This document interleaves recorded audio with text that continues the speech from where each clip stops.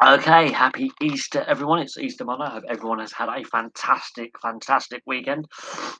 Thank you very much, obviously, for all the support we have had. We've had lots of new subscribers in the last few days, so I really appreciate that. And of course, we've had lots of breaking sports stories to cover over the last few days. Obviously, Scunthorpe United and Derby County have both been confirmed as relegated from the leagues that they are playing in. Obviously, Derby County have been officially relegated from the Championship. Scunthorpe United have been officially relegated from League Two. Therefore, will be playing in the National League from next season. Now, both have got some precarious off-field finances and precarious situations in the boardroom. Derby County has a very uncertain future going forward, so we don't actually know if Derby County will be able to field a team in League One next season as things currently stand. Obviously, they've had their points deductions this season. If they didn't have those points deductions, they would be 17th and far from danger. And Wayne Rooney's record, it's a brilliant record. He's actually got in his first full season in management with the resources he's had available with the transfer embargo, obviously at Derby County. 13 wins and 13 draws from all games played in the league this season. I can see him being snapped up by another club who's looking for a manager, of which clubs will be looking for managerial replacements this season. He may end up with a job in the Premier League. He may end up with a job in the Championship or even League One, or even League Two. He could end up anywhere in professional football in England. I have no doubt on that. Maybe he might end up in the MLS if things at Inter Miami continue under Phil Neville to be poor. Good afternoon. I hope everything is well over in New York. It's actually quite warm here at the moment. We are expecting some heavy rain tomorrow, though, but it's been quite warm. We've had the warmest days of the year so far. Who else can go down? Barnsley and Peterborough look most likely. I think Reading have got enough of a points gap above Peterborough to stay up. I think Reading have done enough to stay up. Peterborough are third bottom with 34 points. Barnsley are last with a game in hand. So that's why Barnsley haven't been relegated yet, as they have that game in hand. However, I can't see Barnsley winning their last four games to stay up. I just cannot see it. The fact that they had a 21-point buffer over Derby County to start the season, and they're technically below them. Tells you all you need to know about Barnsley's season. It's been a shocking season for Barnsley. Peterborough, another club that yo-yo between League One and the Championship. They're too good for League One, not good enough for the Championship. I see Peterborough going down. I think Reading have enough to stay up, I think. Although Peterborough, they could pull off a great escape, and Reading could be in serious trouble. They've also had a points deduction this season as well. So yes, Reading aren't technically safe yet. I think they've got enough of a buffer between themselves and Peterborough. If Peterborough don't win their next game, they are relegated basically. And if Peterborough don't win their next game, or if Reading draw or win their next game, Barnsley and Peterborough are both relegated. They will not have enough games left to get out of trouble. The reason why Birmingham City are in the position they are is Derby and Reading have had points deductions. Otherwise, they would be in the bottom three. Simple answer to that question. Points deductions are why Birmingham City are outside of the relegation zone for other clubs. So yes, the Championship relegation battle. That Reading aren't guaranteed safety yet. I think they've got enough, but they're not guaranteed to stay up. And Peterborough can still pull off the great escape. Barnsley, I think, left themselves too much to do. In the promotion hunt, it's still tight. There are still clubs outside of the playoff places who can still get into the playoff places. And there's clubs in the playoff places who could slip out. It's getting very tight in the playoff hunt. Fulham have not been officially crowned champions yet. That will be interesting to see how that plays out, and what Fulham do in the summer is going to be very, very crucial to how the Premier League plays out. And Bournemouth are second and look certain, I think, to go up as the second automatic place. Although things can change. It's nice to see Bournemouth fighting back to try and get back in the Premier League. They obviously fluffed their lines last season, but it's nice to see Bournemouth giving it a go as well. The one concern I have with Fulham is their defence. I know this season's been a lot better, but they weren't very good their last season in the Premier League and last season either. So defence is a big concern for me. If it wasn't for points deduction between us, look, as I say, points deductions have definitely benefited Birmingham City in their avoidance of a relegation battle. If it wasn't for the points deductions to Reading and Derby, Birmingham would be in the bottom three and struggling to survive. Same with Hull; they will be stuck into it.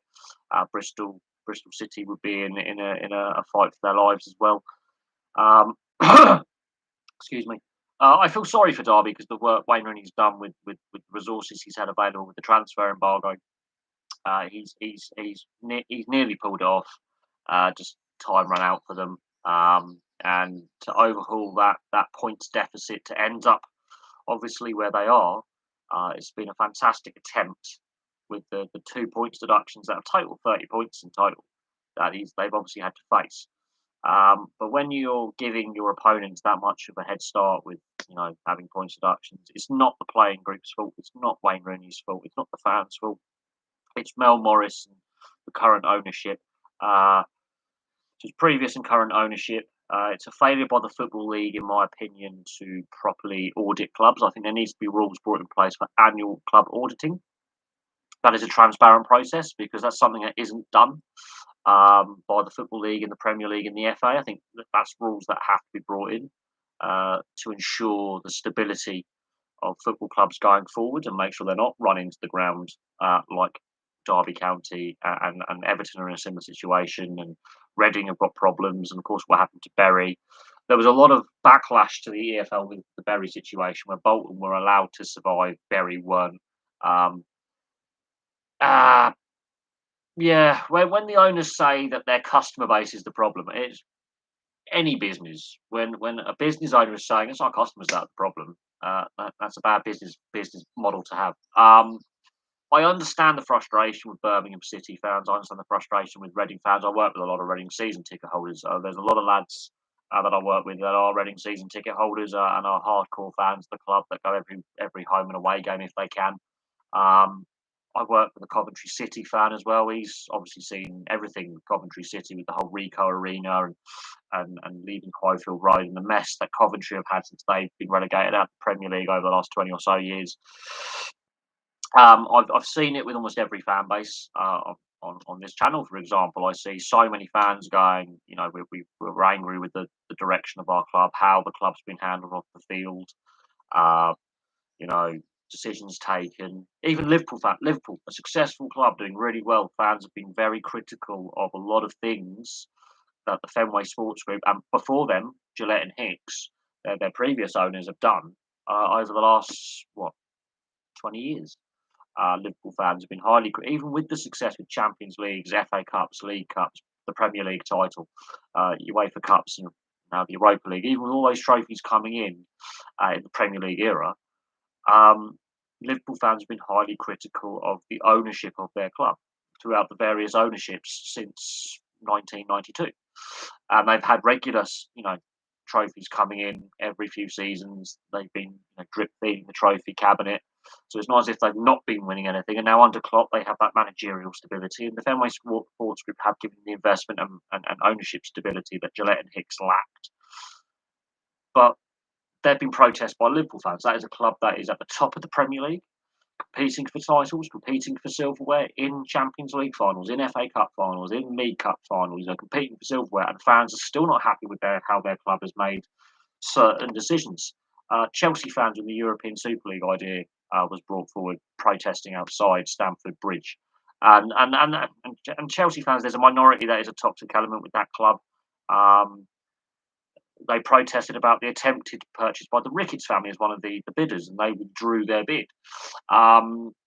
Man United fans have been heavily critical of the Glazers since 2004, and they've had a lot of success under the Glazers. It's been in recent seasons that the trophies have completely dried up, but they had success under Van Gaal. They had some trophies there. They had success under Mourinho with the Europa League, and even when Ferguson was still in charge, there were protests before the Glazers took over and since the Glazers have taken over. And that's a very successful club that has hit harder times and a lack of success in recent seasons because the league has become more competitive, and there's been protests. I think at some point fans have protested about club owners, successful or otherwise, at every club. I think one of the few clubs where there haven't been protests is Leicester. I think Southampton are quite well run as well. Haven't seen a lot of fan protests in regards to Southampton with issues. I think the fans are quite happy with where the club's at, Premier League wise. And Hussein Hartle's, I think, a good manager. Palace, I think, now that their financial off-field issues are resolved, You don't hear much about Palace fans questioning the club's direction under Patrick Vieira and the current ownership. But there's a lot of other clubs where there's just frustration with how they're owned, how they're run, where the investment or lack of an issue. I mean, even West Ham. I mean, they've had a resurgence under David Moyes, but Sullivan and Gold. A lot of protests about leaving Upton Park, the direction that club's taken under Sullivan and Gold and their ownership. A lot of frustration has been vented at Sullivan and Gold, the Dildo brothers, as they're obviously known in the tabloid press. But Newcastle United with Mike Ashley, constant protests under his ownership, constant frustration with the direction the club took under Mike Ashley, and ironically, the devaluation of the club under Mike Ashley. From peak valuation in I think '99, they were worth like 660 million. When they were sold for 300 million. So, in actual and real terms, that's half to a third of the value of what the club was if you can count, currency inflation in a 20-year period. It's ridiculous. Like over half the value of the club was wiped off. So, I understand fan frustration with owners. I do think there needs to be rules in place where clubs are regularly audited on a yearly basis, on a season by season basis. I think the directors' test is a joke. It clearly is, because if it was properly enforced and the right questions asked, we wouldn't have all these clubs going into administration, facing liquidation, High Court winding up orders, uh, you know, Bury and Macclesfield going out of business in the last 2, 3 years. I know Macclesfield was partly to do with COVID. Bury was before COVID. The situation with Derby County, the situation with Everton off the field, where they're facing a possible similar situation to Derby County did this season. Um, the What's happened to Scunthorpe United? I know I've actually got a fair few subscribers who are Scunthorpe fans, so I think I can say this. I remember when they were under Nigel Adams in the Championship. Yes, at the bottom end of the Championship, but they were a Championship club. They're now facing next season in the National League for the first time in over 70 years. Something has gone wrong at a lot of these clubs where they have been chronically and criminally mismanaged. And I look at the National League, and there's about half the league are ex-Football League clubs, half the league. And then Oldham Athletic are staring down the barrel, the first former Premier League club staring down the barrel of non-league football. If they're 4 points from safety, they are second bottom. They're running out of games. They're virtually bankrupt. Their stadium is a building site. I mean, it's a mess. And they are staring down the barrel of non-league football next season. And when Oldham Athletic do get relegated, because I believe they will, that'll be a far bigger story than Scunthorpe United going down, a far bigger story than Derby County falling out of League One. Into League One. That will be possibly the biggest footballing story of how mismanaged a club can be over a 3-decade period, from FA Cup semi-finals and almost winning the Premier League in the first couple of seasons the Premier League existed under Joe Royle, to ending up staring down the barrel of the non-league. And that shouldn't be the case. That is Oldham Athletic is the prime example of chronic mismanagement in the boardroom. And it's not. You could argue, okay, the players haven't been good enough, but it's the club board and the club owners that have, over 3 decades, have chronically mismanaged Oldham Athletic to the point where they were a Premier League club in the 90s to in the 2020s, 30 years after the founding of the Premier League. They've gone from founding the Premier League as a foundation club of the Premier League in 1992. Fast forward 30 years, they're facing the prospect of being relegated to the non-league. That is 3 decades of chronic and almost criminal mismanagement of that football club. And yes, they do play in a very congested market in Greater Manchester in the northwest. They do, and it's very difficult when you are a smaller club for fan base and finance. It is. As a Blackburn fan, I can attest to that. But they were a Premier League club. They are now facing the prospect of ending up in the non-league if they don't They've got to win every game now, and they've got to hope the clubs above them lose. And I just cannot see it happening. And this is criminal. Absolutely criminal what's happened to Oldham Athletic. I mean, Swindon Town, another ex-Premier League club, another foundation club in the Premier League, nearly went out of business in the off-season this time last year. So things have gone horribly wrong in football finance and football governance over the last 3 decades. And we keep talking about this on every live stream. Every time I do a relegation video of a club getting relegated, a lot of the clubs that get relegated have been chronically mismanaged in the boardroom over a significant period of time, as in Scunthorpe's case, as in Derby County's case. This is not our club's just not good enough. Now Norwich, okay, you could argue are too good for the Championship, not good enough for the Premier League. They are financially well run. They are run prudently and properly. But if more clubs were run like Norwich, we might see a more balanced Premier League. And with these new financial rules being brought in by UEFA in coming seasons, that may actually ultimately be the case that the league is even more competitive than it is now, and more balanced and more fair. However, if you're going to bring in those rules, you need to improve the governance of the game when it comes to the director's test, fit and proper persons test, which, in my opinion, doesn't work and has never worked, because they only brought it in after the Glazers and Abramovich got, Man United and Chelsea. They were pressured into bringing that in because of the amount of protests from Man United fans and some of the question marks over Abramovich's dealings business-wise that got those football clubs into foreign ownership. And now we're seeing the aftermath of that with the Chelsea situation, and we are seeing the aftermath of it with United completely all over the place in regards to their managerial hunt. Eric Ten Hag is still the favourite to take over, still not confirmed. So until he has put pen to paper and has signed a contract, Ajax is saying that we're trying our best to keep him. Ajax are have a contract on the table to keep him. Obviously, he's under contract, and of course, United would have to meet the buyout clause, but they want to extend him. They're offering him an extension on his current deal. So Ajax are doing everything in their power to keep Ten Hag at Ajax, and Man United are doing everything to get him away from that contract at Ajax. So that isn't a done deal yet. And then we're looking at the situation at Everton. Everton could become the new Portsmouth, the new, a Premier League club that starts the season with the points deduction and gets relegated the following season. Like Everton, they've just started to break ground in their new stadium. They are also staring down the barrel of relegation. I mean, if they do get relegated this season, because Burnley aren't completely out of the fight to survive, even though they've sacked Sean Dyche, which I think is a bit of a head scratcher. But Jackson is under 23's coach, is now interim manager till the end of the season. Burnley pull it off, and Everton get relegated, which is plausible. They are staring down the barrel of the abyss, because I honestly believe that I can't see Everton coming back up, and that has impacts on the England national side as well as other national sides with Pickford obviously being England's number one.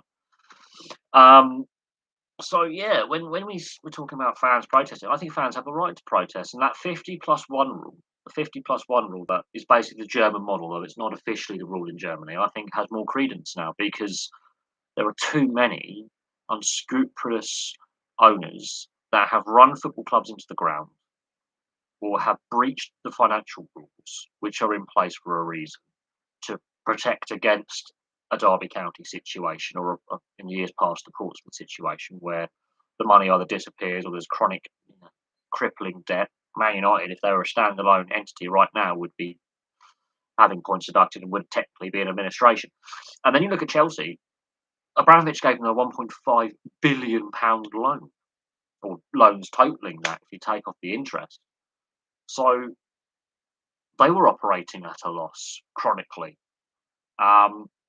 There has to come a point where more serious questions have to be asked, and I think UEFA are going the right way with their spending rules. They're staggering, the loss over profit. They are staggering it. They're not just going to drop off a cliff. But in my opinion, I think the damage has been done to football so bad that it's going to take more than just 3 or 4 years of getting clubs compliant with the new rules they're bringing in to solve a lot of the issues. Because I think a lot of clubs are beyond repair. Um, and part of the problem is UEFA with how they've got the UEFA coefficient and the TV rights to the Champions League, favouring a handful of leagues over the rest of the leagues in Europe, and the way they've restructured the Champions League, Europa League, and now this Conference League format, how it currently stands and what the new structures will look like. That has contributed to the financial wastage and chronic debt that the sport has. The sport, has gone into the millennium, basically, the last 22 years. And the football industry is built upon debt. It's not built upon profits. Otherwise, why would Barcelona be 1.3 billion in debt?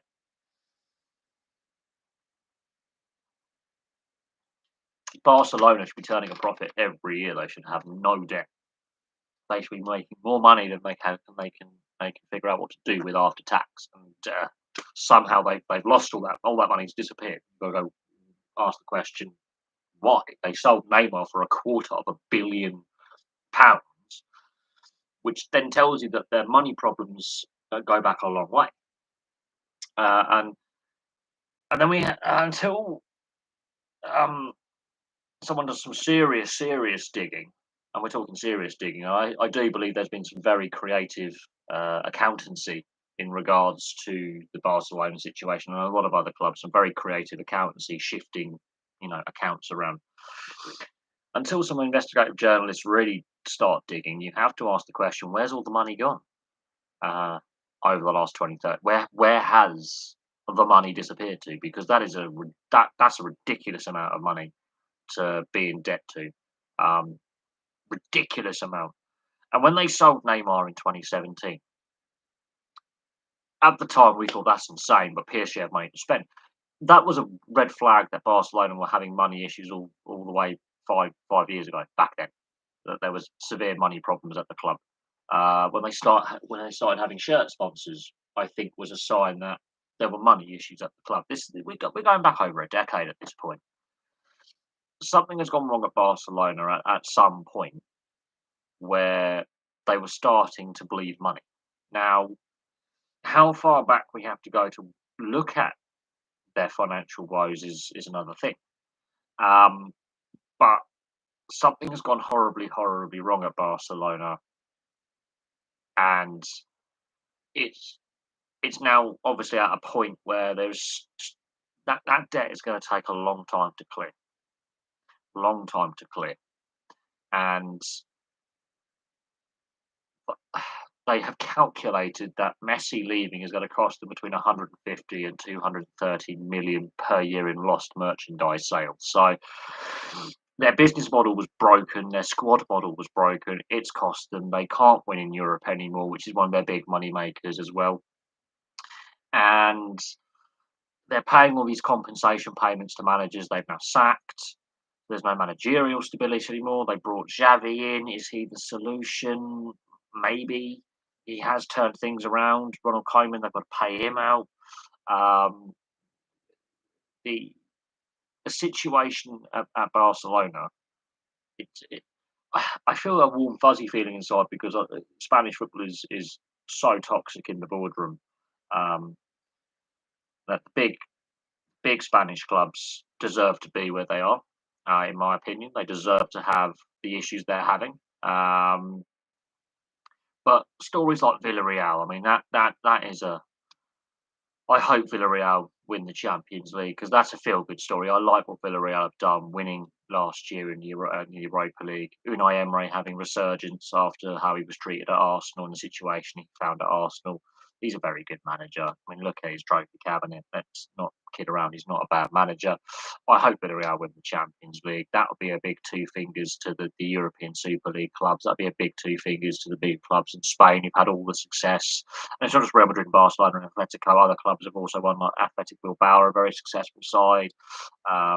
Real Zaragoza, Levante, Sevilla, Valencia in the past. That will be the ultimate FU to the corrupt grouping of the big Spanish clubs and the medium Spanish clubs, the other Spanish clubs that have had success in Europe and domestically. That'd be brilliant if Villarreal went Champions League. Absolutely fantastic. The stadium actually seats more people than the actual town of Villarreal actually has as population as well, which is a little tidbit. And I like Unai Emery. I think he's a brilliant manager, and I want to see him do well. There was a question the other night in regards to comparing the English sides to the Italian sides in Europe this season and what's gone wrong with Italian football. And I think club football is different to international football. Obviously, clubs will have loads of overseas players, not all domestically based. I don't know what the answer is, but I think it's all cyclical. And as I say, if you look at the old European Cup, which is now the Champions League, before 1992, there was some, you know, clubs from all over Europe won that. And yeah, I think the UEFA coefficient and the current financial structures of the game and the TV deals damage the product rather than promote the product. Quite frankly, I think the current structures of the game benefit a handful of clubs and hinder the majority. Quite frankly, I think that's something that I think is clearly obvious. The European Super League debacle, as I'm going to call it, because it is a debacle. It should never happen again. But unfortunately, the proposed restructuring of the Champions League format means it's basically happened anyway, just with a different name with more clubs involved. Fan groups have been highly critical of UEFA, and rightly so. I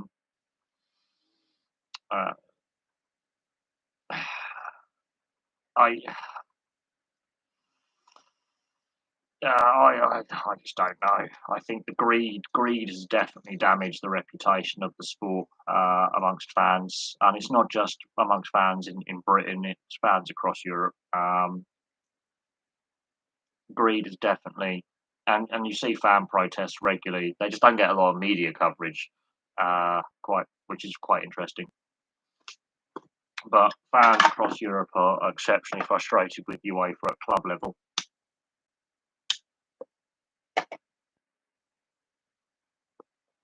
And it's an ongoing situation. Anyway, in other news stories, the West Tigers have won their first game of the season in the NRL. They break their losing streak of 5. Well, technically goes back to last season. Their losing streak's longer than 5 games, but this season they hadn't won a game until earlier today. How many trophies will Liverpool win this season? Well, they've already won 1. They're in the hunt for 4. Of course, they've got an FA Cup final guaranteed, so they're in one final. Of course, the league battle will go down, I think, to the final day. I have no doubt on that. In regards to the Champions League, they've got to win their semi-final home and away yet. So I think they can win at least 2 out of the 4. I think winning 4 trophies if they do it, is a remarkable achievement. I think Man City on the weekend showed the weaknesses that have been highlighted this season. When they don't look as dominant as they've done in previous seasons, they've allowed that points gap they had over Liverpool and Chelsea to be evaporated by Liverpool.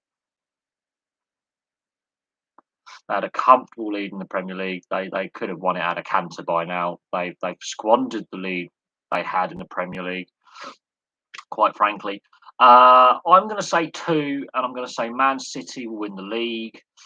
I think Liverpool will win the FA Cup and do a cup double. I think Leicester will win the Conference League, and I think Eintracht Frankfurt will win the Europa League. There you go. So it won't be a clean sweep for British clubs in Europe, although West Ham and Rangers could give it a good go in the Europa League. I think maybe the English clubs could have a clean sweep in Europe. That would be all 3 competitions. That'd be amazing. That'd be actually really good if English clubs could do a clean sweep. That'd be amazing. And Leicester and West Ham have good chances. But winning a quadruple, I mean, that is exceptionally tough. Exceptionally tough. But they got the League Cup this season, so Klopp has brought more silverware. And people go, oh, it's only the League Cup. It's his first cup final win domestically in English football. So fair play to him. And it's Liverpool's first FA Cup final for a decade. So um, he's doing things at Liverpool that you couldn't do under Gillette and Hicks. Under the previous ownership, Liverpool weren't able to do this consistently. How long Klopp stays at Liverpool as manager is another question.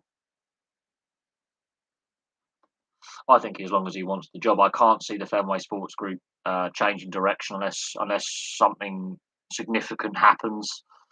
Um, Same with Guardiola. I mean, I can't see Guardiola changing direction with City and wanting to walk away from City. He has stated he wants to win the Champions League, and then he'll be satisfied with his time at City. But again, they've only made one final with all the money they've had, so they've had a lot more financial support than Liverpool have over that time, and Liverpool have won it.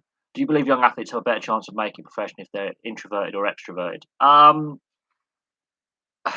I think younger athletes now are facing a lot more pressure than they did 20, 30 years ago. I think it's probably more tougher mentally.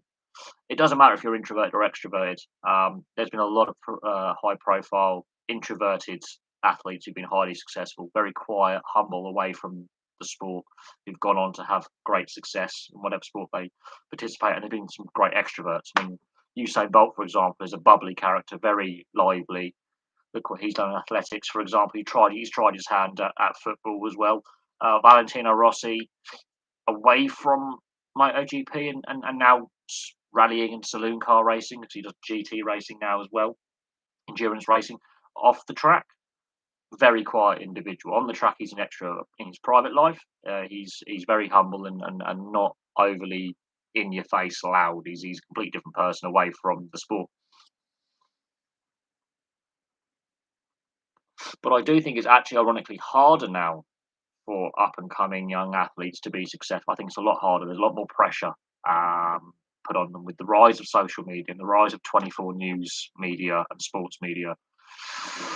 There's a lot more expectation put upon younger players in team sports, especially in the North. I look at the North American sports, for example, when young players come through in the draft system that the US and Canada has, and there's a lot of pressure put on a first overall draft pick or a first round draft pick, that if they don't perform straight out the gate in their first season or second season, by the second season they're classed as a bust.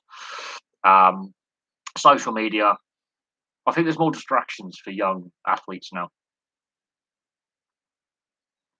So to me, it doesn't matter if they're introverted or extroverted, because as long as you're driven and you're committed and you're willing to learn um, from your coaches and your teammates and absorb the information,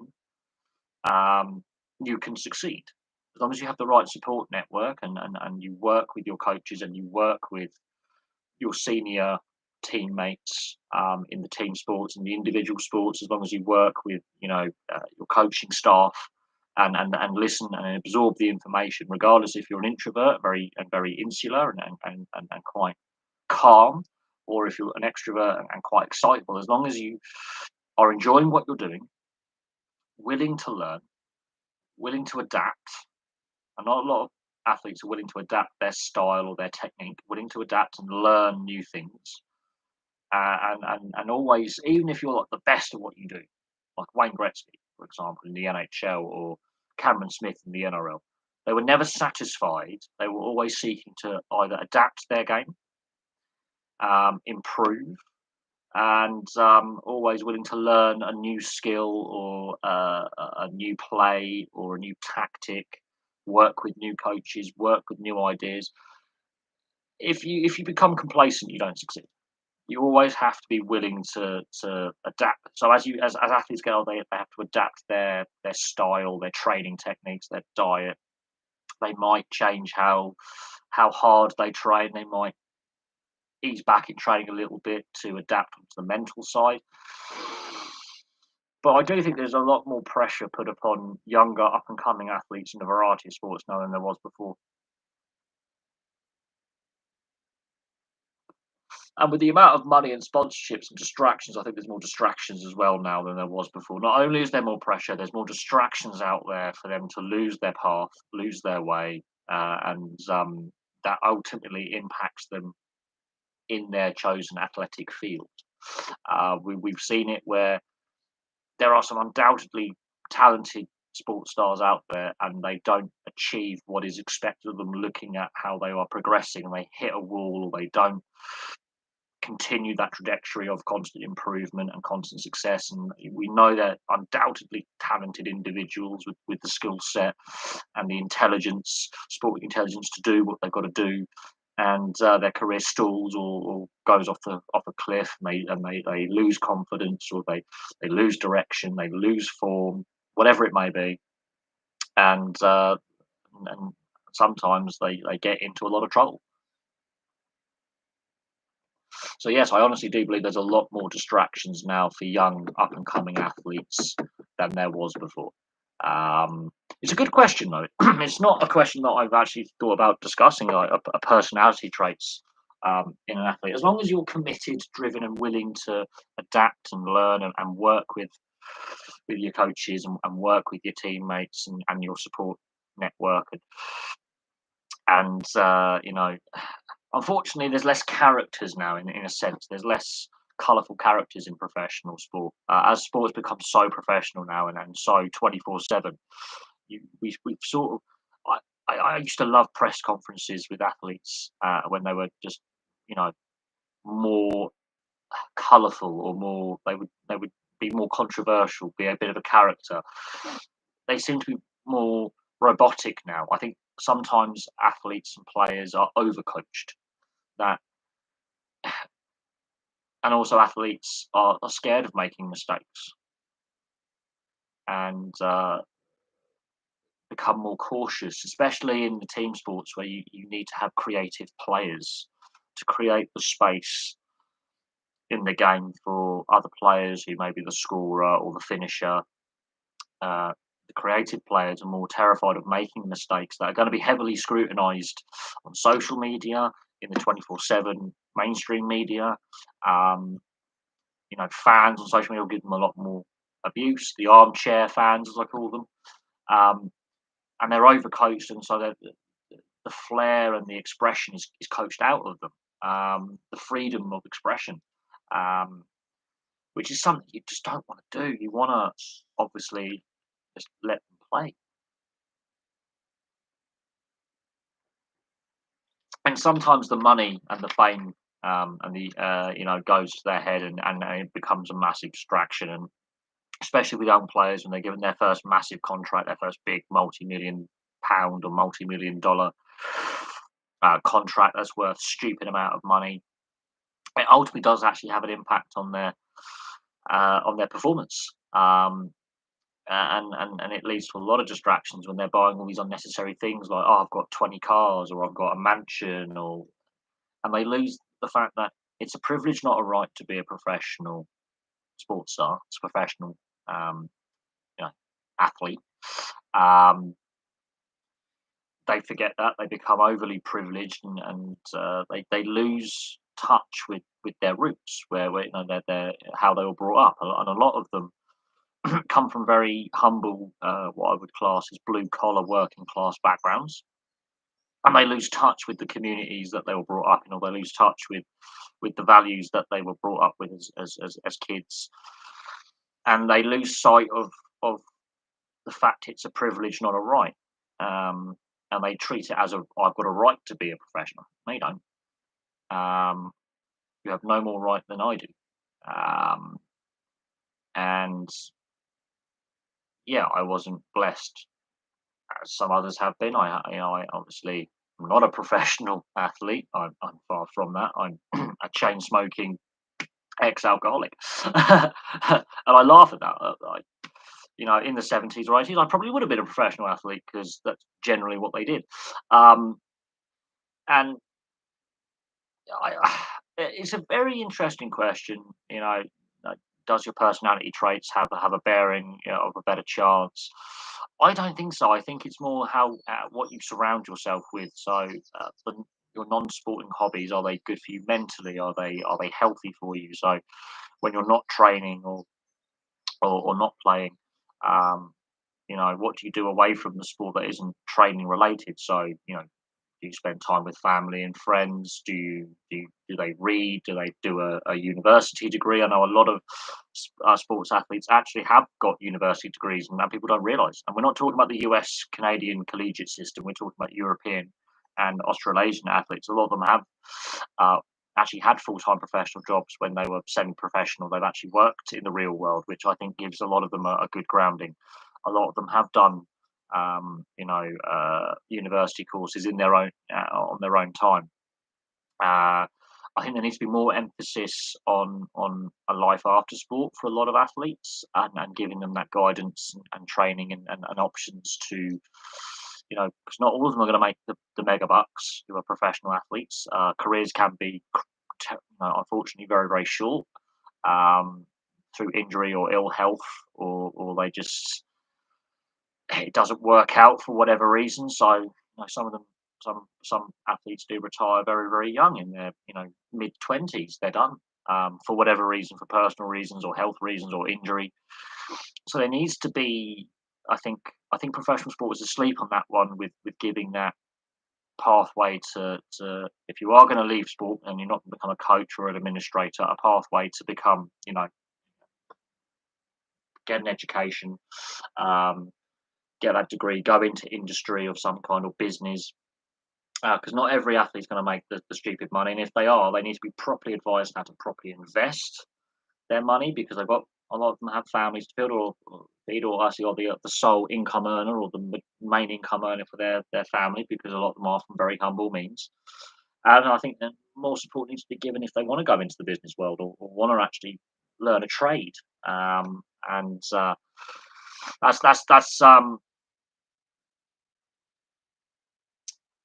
that's my opinion. If you try and force something that you aren't comfortable with, I mean, you've always got to try and challenge yourself. But if you're naturally more introverted in the sense that you're not an overly, expressive person, personality wise, don't force a false personality on yourself. There's been a lot of documentaries where, and interviews, especially the interviews. I really like listening to ex athletes after they've retired and they're giving an interview to the interviewer, and they're looking at their career and the highs and the lows, the mistakes they've made, the great success they've had. And a lot of them said, "Well, I was forcing myself to. I was, mentally, um, uh, I was an extrovert, but they tried to tell me to tone it down and whatever, or I was an introvert like yourself, Dan, and I tried to, put on this persona that I wasn't." And it does affect you if it's not your natural personality traits. Don't force yourself into an unnatural. I picked that up with a lot of uh, ex-professional athletes who've in the individual, the team sports or whatever, and they've been interviewed, and then they're giving their interview, and they that false personality, but they've got to put that false personality out there for the media or their teammates, and in reality, they just need to be themselves. Just be yourself. And there's a reason, if you're not being yourself and relaxed, you are going to struggle if you are doing that.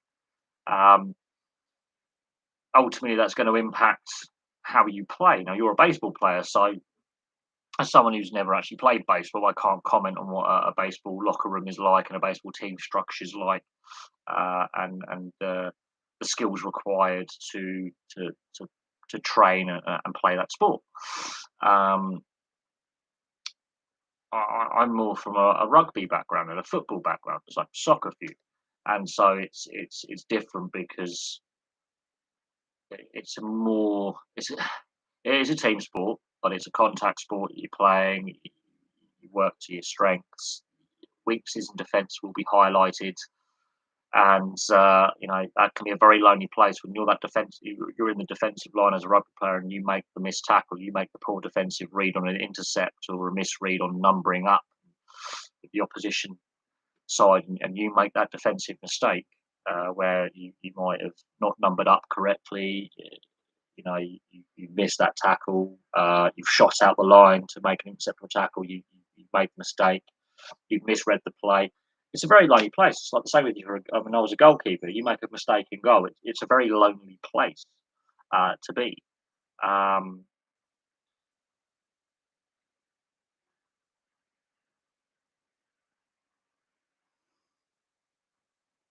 and and that's where sometimes the, the, the individual pressure and the individual anxiety, hits you as the individual player when you're in that kind of physical team sport where you've got defence and attack, and it's different to American football because you've got to do both roles. You can't just be a special team defensive or attacking or the kicking team. Especially in football, soccer, ice hockey as well. It's a 200-foot game. Apart from the goaltender, you've got to be able to attack and defend. You've got to be able to link in play. When you make that error in attack where you force the pass and obviously you turn over possession in a dangerous position and there's a breakaway and you're outnumbered and then you put your defence under pressure, you're going to look stupid when you cough up possession. Defensively, if you miss a tackle, give away a cheap penalty or a free kick or a foul, and it again puts your team under pressure, and that results in a score against your team. It's a very lonely place. When you score an own goal in football, for example, it's incredibly, it really knocks your confidence. But if you're a goaltender or a goalkeeper in football and you make that howler, that is the loneliest place in the world. Doesn't matter if you're just playing in front of at school level when you've got maybe a few parents and a few schoolmates watching from both sides. I think the most people I played in front of was about 150, 200 people. Um, and you've made that blunder and everyone's looking at you. Yeah, that is a pretty lonely existence. Um, when, you know, especially rugby, when you pass the ball, it's an intercept and the other side have got it, or you maybe a bit of foul play and a high tackle or a tip tackle that's an illegal tackle or a late hit and it costs your team. It's a lonely existence. If you get sent off, and I have been, I no, I never actually got sent off before. A couple of friends of mine have been sent off, but I've never been sent off before playing rugby. That's a first. I incited a 30-man brawl once. That was funny, but I've never actually been sent off, which is good. Um, I've had friends sent off, and it is a very lonely experience when when it's 15 against 15. Suddenly you're a man down. That's a lonely experience because you've got to work harder then, as the rest of the team. You've got to work harder, whether you think the sanction was fair or not. You as the team that's down a man, you've got to work a lot harder, and it is so heartbreaking and soul destroying knowing that they have that automatic advantage. But yeah, it's to get focused though. Just you've got to just be yourself. Play your natural game. Um, because if you're not relaxed and playing your natural game and what you can bring to your team, then your performance is going to be below where it should be anyway. And then it's going to be noticeable when, if you're playing a key position in a sport, especially in team sports. So if you're a pitcher or a batter in baseball, if you're an all-rounder in cricket, so you've got to be able to bat, field, and bowl. If you're a wicketkeeper in cricket and you keep dropping those catches, it's when the batsman edges it on. If you're a bowler and you can't get your line and length right and you're getting hit all over the place because you're not in the game. If you're a batsman and you're struggling to get runs and affect the scoreboard you're making some poor choice in shot selection, which if you get out cheaply, which is what they say, if you give away your wicket cheaply, is if you either really played a stupid shot and got caught, and then that leads to pressure with your batting lineup, and then another batsman has to come in, they're facing a team that's now got confident because they've undone a batting partnership that may have been there for many overs that may have been ticking the scoreboard over. Football, soccer as you would call it, um, giving away silly free kicks or giving away that penalty or that own goal or getting sent off or as a goalkeeper making a mistake. coming for a cross or trying to stop a shot. And you know, it it some days there's been days when I've been in goal where it's just a write off of a game and you move on, but you can't let those linger in the back of your head. But I haven't played sport for 11 years now. Team sport. I haven't trained or played for a long time. I do miss it a little bit, but I don't at the same time. The body definitely doesn't. I'm 33 this year. I don't look it, do I? But I am 33 in 8 months. My body does not miss, aching. Well, it does ache every day, but it doesn't miss the injuries and like my knees and my ankles and my shoulders. I could, some days I could barely walk after a game the next day, and then you're going into work and you're walking like this because you just can't physically move your body. I mean, I don't miss the black eyes and the aches and pains. Yeah, it's just. I mean, I do miss obviously playing and having fun and being with my mates and you know the the togetherness of playing. But at the same time, I don't miss the aches, the pains, the following day when you're not able to walk properly and your knees are swollen and you're battered and bruised, and then you've got a big screaming black eye and you've got to explain that to you know your mates who may not have watched the game. What happened to you last night? Oh, I play rugby. My face is mangled. When you have, I mean, I've had concussion, and that's horrible. When you got to try and do your daily routine the following week, and you've been knocked out on the Saturday, and then on the Monday you've got to get on a train for half an hour. Go to a technical college where I was learned to be a mechanic. Try and do technical things when you've got concussion symptoms, blurred vision and headaches. Not nice. The Liverpool Chelsea final score prediction. Ooh, if Liverpool play in the 90 minutes like they played that first half, Chelsea could struggle. Um, I think it'll be a tighter game. I think Liverpool will have too much for Chelsea on the day. I'm going for 2-0, maybe 3-1. I think Chelsea will get something out of the game. But there's still a lot of games left to play. Chelsea now no longer have that fixture congestion by being knocked out the Champions League, so that might aid Chelsea a little bit with less games now for them to play. They've only got to focus on their league form and solidifying their third place in the league. Liverpool obviously have the Champions League up to 3 games left in the Champions League with the 2 semi-final legs and then the finals. That's 3 extra games Liverpool have to play over Chelsea. That could have a bearing. So squad rotation could have a bearing. Players could get injured between now and the final. Players get suspended between now and the final. So I think we'll have to see how the next few games go for both clubs. That will give us a fair bearing on what will happen going into the final. I would say a 3-1 would be fair. I think Palace, really Chelsea had to play well in this. I mean, I missed most of the first half, I will admit, of the Palace Chelsea game. I saw a little bit of the second half. Chelsea were not great in the first half against Palace. Palace, they had to be broken down. Chelsea had to break them down. And sometimes I'm not sold on Chelsea with lengthy spells of possession when they're up against a team that's physical, organised, committed. And Palace are a very fit side. And they really had to work in the second 45 minutes to get the result. And that was only the second time since the FA Cup semi-finals have been at Wembley that it was scoreless at half time. So that was an interesting stat that came out of that FA Cup semi-finals. That was only the second semi-final since they've been playing semi-finals at Wembley that was 0-0 at half time. So there you go. There's some very, very interesting FA Cup stats. That means Palace have lost. Palace have been in the semi-finals 5 times. Chelsea, this is their third FA Cup final in a row.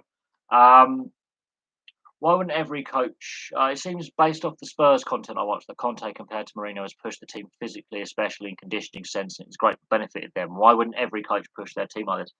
You've got to get the training, playing, tactical balance right.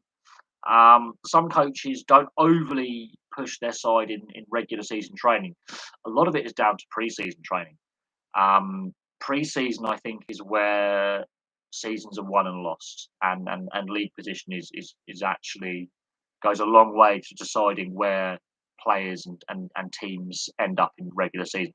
More to do, I think, with rugby and ice hockey. I think both codes of rugby and ice hockey it has a bigger bearing. And AFL Aussie rules, pre-season training.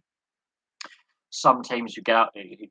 I've noticed in the NRL this season so far that some teams are really struggling after about 50, 60 minutes fitness wise.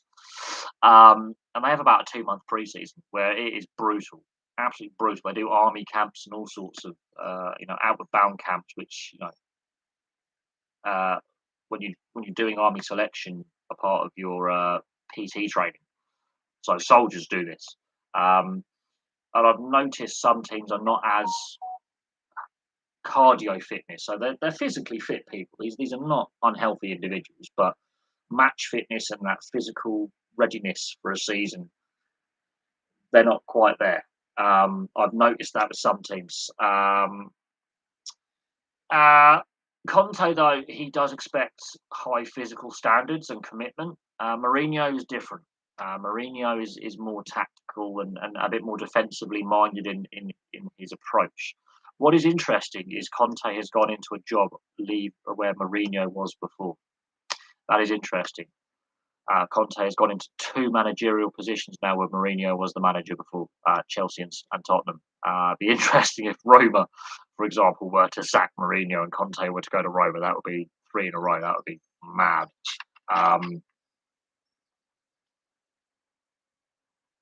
But also they have different tactical styles as well, and I think Conte's tactical style requires that little bit of difference in training. But quite frankly, these players should have been ready to go at the beginning of the season with their preseason training. So then you have to ask questions of the prolonged search for a manager in the summer, so the lack of a manager in the summer, a permanent appointment after Mourinho was sacked, and they appointed Nuno quite late. Nuno Espirito Santo was appointed quite late into the off season preseason. He was appointed very very late on, and obviously he was sacked and replaced with Conte. Now that I think has a bearing on why Tottenham were looking a little bit sluggish, because obviously you're comparing Mourinho to Conte, and they have different coaching styles, and they have different. They have the same expectation that that work ethic from players buying into the system. Um, but I think part of Tottenham's problem, and which is why I think Conte is really pushing the team hard at the moment, is that lack of a permanent appointment in the managerial position. Their search for a manager over the summer, head coach manager, however you want to name the position. Because they appointed Nuno so late into the summer, nearly just not on the eve of the season, pretty much he was appointed. Because their managerial search went so late into the transfer window, that has an impact, I honestly believe, because you don't have the head coach with his coaching staff going like, this is how I want my team to prepare physically and mentally and tactically. That what I think was part of the problem, and I think they are playing catch up, and they're still not consistent enough to challenge for titles, be it domestic cup titles, European Cup titles, the European Cup competitions, and obviously the league. I still think give them a full season, a full off season with Conte, and then a full season with Conte. We might see different results next season, but they need to. The squad isn't quite depth wise. I don't think the squad's quite on the same level as Liverpool, Man City, or even Chelsea at this point. I think they still need to add pieces to that squad to make them the all round finished article. Tuchel. Yeah, I mean, look, Tuchel. Obviously, the issue with Tuchel is not necessarily his style; it's his relationships with the non-playing staff in the boardroom and in recruitment. It cost him at PSG. It cost him at Dortmund in the end. the breakdown in the relationship between himself as the coach and the recruitment side, the boardroom, directors of football, whatever it may be. Um, he's a fiery character when it comes to. He doesn't make friends. Let's just say that when it comes to the administrative side of the club. So, what happens with the new owners, whoever they may be, American or British? That's what it's going to be. It's going to be either American. I think the Dodgers owners are looking favourites to get the club. Um, the ownership group that owns the Dodgers are looking favourites to take over at Chelsea. They would be foolish to get rid of him. I would say that. However, if there's a negative relationship there, that's going to have an impact. I do think Chelsea style is Liverpool style will stifle Chelsea. Chelsea are more a balanced possession side where you can move and adjust the tactics. So they have multiple formations they can put on the field. Tuchel is a bit of a tinker man. He will alter the formation and move players around. So they play multiple positions. The way Liverpool players, they want to just kill that midfield and press that midfield. The issue with Tuchel is not his tactics; it's his relationships with the board. So his relationship with Leonardo at PSG soured very, very quickly. Uh, he didn't make many friends in Dortmund either. Now that led to him ending up at PSG because he was available. Um, and they didn't want to extend his contract, which I find very surprising, but it happened. So there was a relationship breakdown at Borussia Dortmund, which then led to him going to PSG. There was a breakdown at PSG, which led to Pochettino going to PSG and Tuchel going to Chelsea. Um, I do think that it's more his personality that's the issue rather than tactically. He's a proven manager. He's won trophies. He's not a bad manager. He's won the Champions League. Um, and yeah, his tactics, his style of management undoes Man City. He's the only guy to beat Guardiola in a Champions League final, for example. Um, and he was the first guy to beat Guardiola in a cup final as well. So, second guy after Mourinho to do that. So he does have that ability to, I think, nullify Man City. However, Liverpool hasn't quite figured out how to tactically oppose Klopp yet. But I think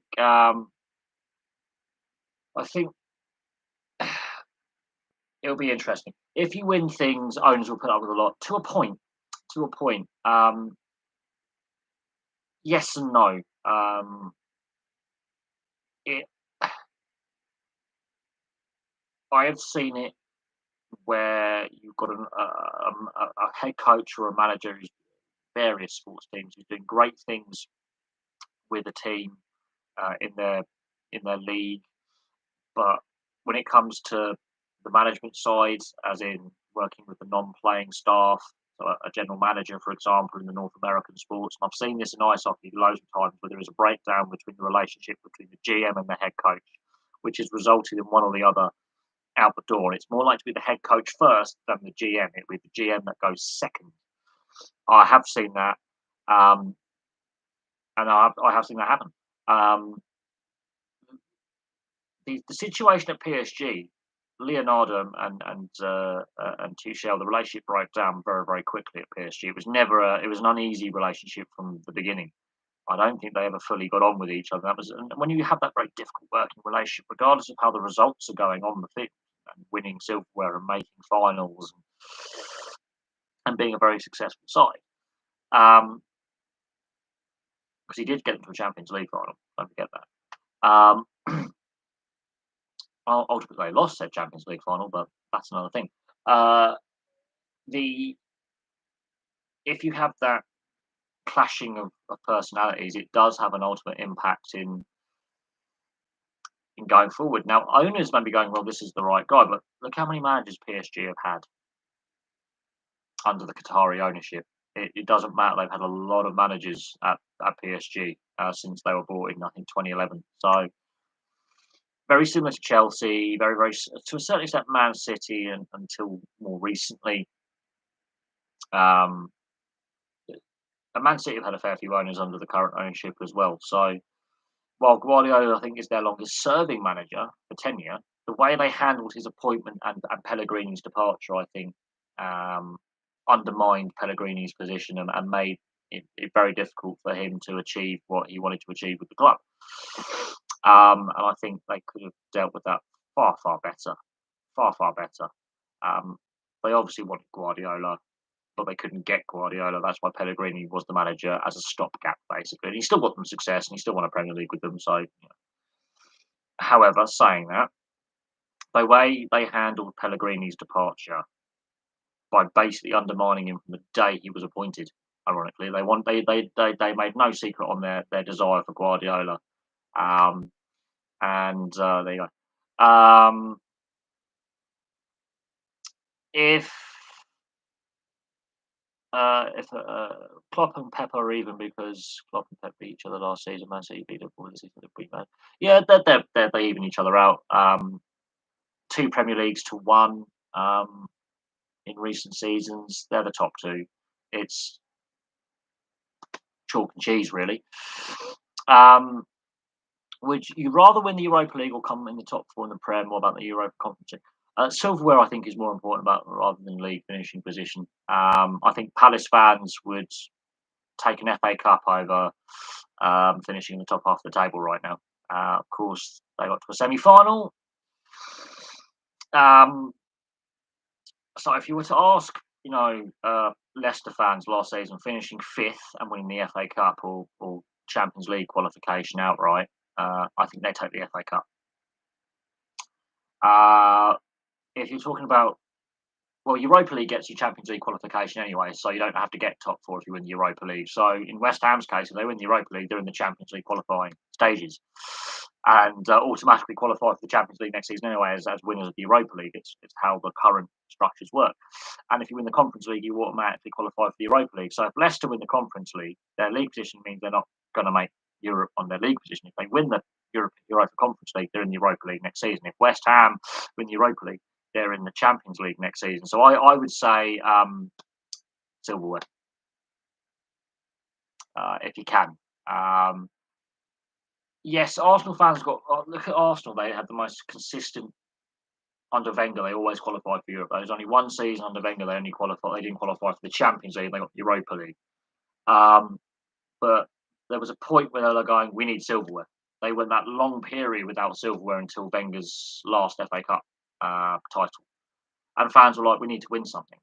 It's all well and good qualifying for Europe every season, but we need to win silverware.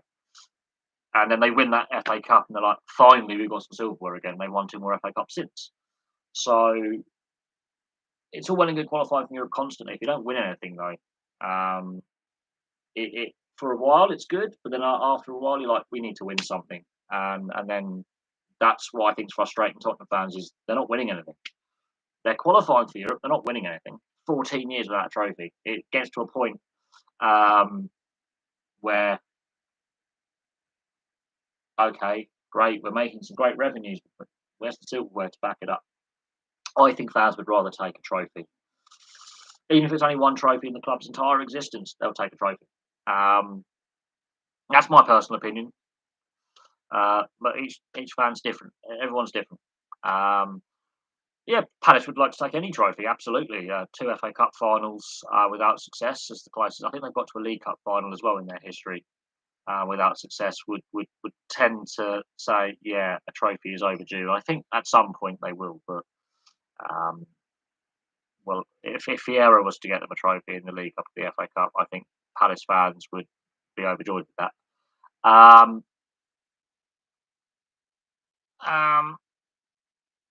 Liverpool getting third last year was massive for the Reds. Future probably wouldn't have been in the title race and going for quadruple now. Liverpool get the top four last year. Possibly players may have want to leave, but they had a lot of injuries and COVID, and Klopp did a fantastic job from where they were. And Leicester having a bit of a disappointing run and getting fifth in an FA Cup. Leicester fans were like, oh, the season's not going well, and they ended up going on a bit of a run, finishing fifth and getting an FA Cup in there. So, yes. And they wouldn't be where they are with Brendan Rodgers now, I think, if they finished lower. I think Brendan Rodgers may have moved on to another club. So yeah, I think both Leicester and Liverpool. I think Klopp or Brendan Rodgers should be manager of the season for last year, in my personal opinion. Um, this season's different, but last season. Uh, the Zenith Data Systems trophy. That would be the Johnston's Paint Trophy. So the lower league trophy. Yes, you could argue that is actually a trophy. So they have won something. I feel like younger fans prioritise league position and devalue silverware compared to older fans. I think the view's mixed. I think every fan wants their team to do well and win as many games as possible, and keep progressing.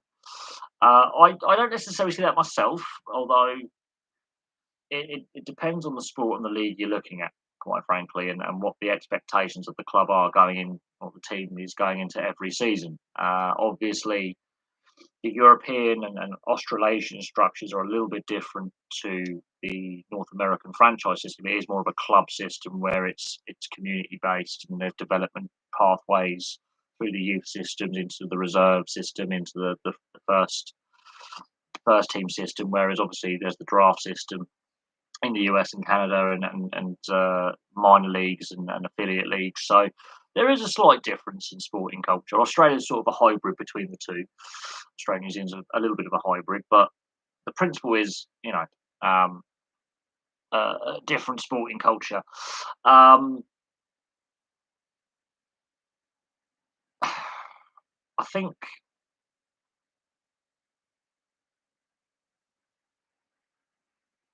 I think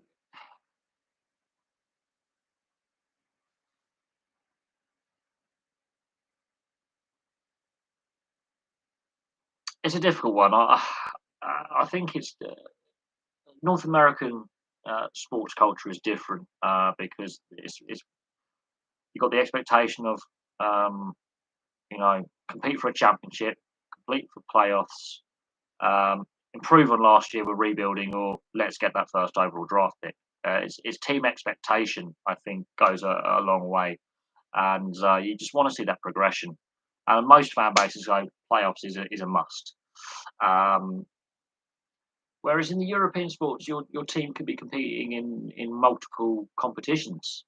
In like football, you're competing for 4 trophies a season in the Premier League, uh, 3 domestic and whatever European competition. So 3 to 4 trophies a season a club is competing for. So if you're not in the European places last the season before, you're competing for 3 trophies.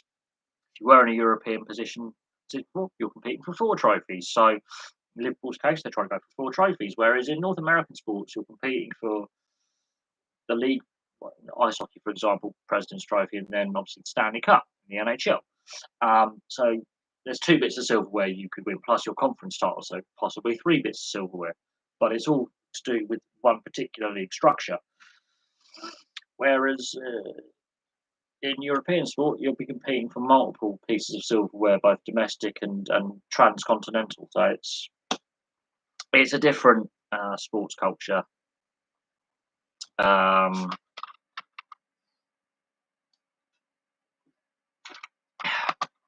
um, yeah, Wigan are the only club to win the FA Cup and get relegated the same season from the league they're in. Yes, that is the first and only time that has happened. But would those Wigan fans want to trade that FA Cup? Probably not. Same with Birmingham City winning the League Cup and getting relegated the same season. Would you ask Birmingham City fans to trade the League Cup they won? Probably not. Obviously, they would still like their Premier League status and to be better run as a football club. But I don't think Birmingham fans would go. I would melt that trophy down and trade it for a Premier League position. Probably not, because it's some part of their history. Like we've won a trophy. Um, Yeah, Watford, they've appeared in a few FA Cup finals without winning. Brighton Hove Albion have appeared in cup finals without winning. And Brentford, look, they haven't been in the top league since 1948 until this season. So, and yes, they are Premier League clubs and they haven't got silverware. And that is something that all three of those clubs will want to address next season. And I think Brighton and Brentford have very good opportunities in the League Cup and the FA Cup next season. I think they could be very, very dangerous clubs in those competitions. I think Brentford have had a very solid first season in the Premier League. They had a brilliant start early on, and they've had a very solid first season in the top flight since 1948. And Brighton Hove Albion, in my opinion, Graham Potter is a very underrated manager, and the club is well run, and they're in a very solid foundation now to take that next step. And they've had some very good FA Cup runs in recent seasons where they've got to the latter stages and been flirting semi-finals, possibly making the final. And I think they see the FA Cup and possibly the League Cup as a route to silverware. The wartime cup was based, that was classed as a major honour. So you could say Brentford have won a trophy. You could say that. Didn't Watford win the championship though in League One, which counts as a trophy? Yeah, but it's not classed as a major honour when it comes to UEFA. It does count as silverware, but it doesn't count as major silverware. It counts as minor silverware, even though yes, you do get awarded with a trophy at the end of the season. At the end of the day, it doesn't count as major silverware. There's weird ways they try and look at it, but at the end of the day, they technically have won their individual league outright. Yes. But yeah, the major and minor trophies. If you win the playoff final in whatever league you're in, and then obviously Championship League One and League Two, they are counted as different. The FA Trophy and the FA Vase, they are technically counted as minor trophies, even though the clubs that win them deserve it, and it's in their trophy cabinet, and that's a bit of a success. But not every club can enter those competitions. Some count the Community Shield as a major trophy, but it is. I would say the Community Shield does count in my opinion. I mean, Leicester have won it. Surprise at the beginning of this season. So yeah, you could argue that. I would argue it's a one-off game. It's like the European Super Cup. But you still got to win it, and it's it's like the two of the best teams in the league from the previous season in the country. So it's not quite an exhibition game, but it is classed as a competitive match. So yes, if it's classed as a competitive match and there's silverware at the end of it, I would say yes. I would say it's a continuation from the league and the FA Cup from the previous season. So I would say yes. There are those that dispute, but I would say yes. Watford, Brentford, and Brighton winning the championship is like their own Premier League win. I wouldn't go that far. Brighton are an established Premier League club. They've been to a couple of FA Cup semi-finals in the last couple of seasons. They are an underrated club, and I think they are slowly progressing under Graham Potter, and they could take that next step. And I think they could be dangerous in the League Cup and FA Cup next season. Just imagine Brighton doing a cup double next season. That'd be amazing for that club. Absolutely amazing. And that's possible. It is possible, and I think they have got the infrastructure in place now and the squad in place to actually do a double cup run in the League Cup and the FA Cup. They could be dangerous because for them that's a gateway to European football and the extra revenue that comes with that. So I think they will take those competitions very, very seriously. They're a top of half table side. They're a top 10 side. They want to make European qualification, and one way to do that is to win the cup competition. And if they did a cup double, that would be, in my opinion, a fantastic achievement. Absolutely fantastic achievement, and I think they can do it next season. I mean, the style of football they play as well is attractive to watch. When they're playing their best, their style of football is very attractive to watch. Now, obviously, to do that consistently every game of the season is difficult. You're not going to win every game. Even City and Liverpool have proven you can't win every game. But the way they go about wanting to play is attractive to watch. Yes, Fulham, I remember their Europa League final defeat to Atletico Madrid back in 2010. I was actually watching that in a gentleman's club. Yes. A striptease bar. I was watching that actually in a strip club. I'm not gonna lie, no shame on it. I was watching a lot of tits playing football, whilst a lot of tits walking around in the bar. So there we go. Lots of big juicy fake boobies. But yes, they did come close under Roy Hodgson, and I think Imagine if they had won that, how different the history of Fulham could be. Um, Maybe they don't become this yo-yo club between the Championship and the Premier League. Just imagine how different that would have been if they'd won that competition 12 years ago. How different the conversation would be, and the next steps they would have taken. That's a massive, massive what if. And I think that was the turning point for Atletico Madrid to the club they are now. Big part of that was that final in 2010. That was a big part of why Atletico Madrid and Fulham have taken the paths they have. If Fulham win that trophy, it's a different story about where they are, because then you can attract players, investment, take the next step. You suddenly qualify for the Champions League. You're playing in the European Super Cup the following season. Just imagine the difference and the diversion in paths. Fulham have gone down since then a few times. They've declined. Atletico have taken that next step and played Champions League finals and won La Liga multiple times, and brought more silverware to their club. So there's the difference. I think that's the moment Atletico take that next step and Fulham regress. Have you ever met? Have you ever met a Brentford fan? Roy Jennings has lived on his whole life and says he's never met a Brentford fan. I've met several Brentford fans. My mate's brother's a Brentford fan, so yes, I've met many a Brentford fan. I've been to the old Griffin Park, their old stadium. So yes, I've met about 15,000 Brentford fans in my time. I've been to many a Brentford game when I was a lot younger. So yes, I have met Brentford fans. Yes, I've met one Brentford fan, but they live in the northeast where I am located currently. That's lucky. Um, just because Rory Jennings, I forget who Rory Jennings is, but he's no one of importance. Yeah, I have actually been to Brentford and watched games at the old Griffin Park, their old stadium, which is down the road from their new stadium, the old stadium site. So I can safely say I've met thousands of Brentford fans. I have sat in the stands with thousands of them. Do you watch football content YouTubers like Redman TV after? I watch Flying Pig United because he's quite funny, and he knows that I'm obviously like not a Man United fan, but I do watch his content because occasionally he'll have non-main. I watch Flying Pig United. He's quite funny, um, and you can tell he's passionate about his club and he's passionate about uh, you know you know. The sport he loves.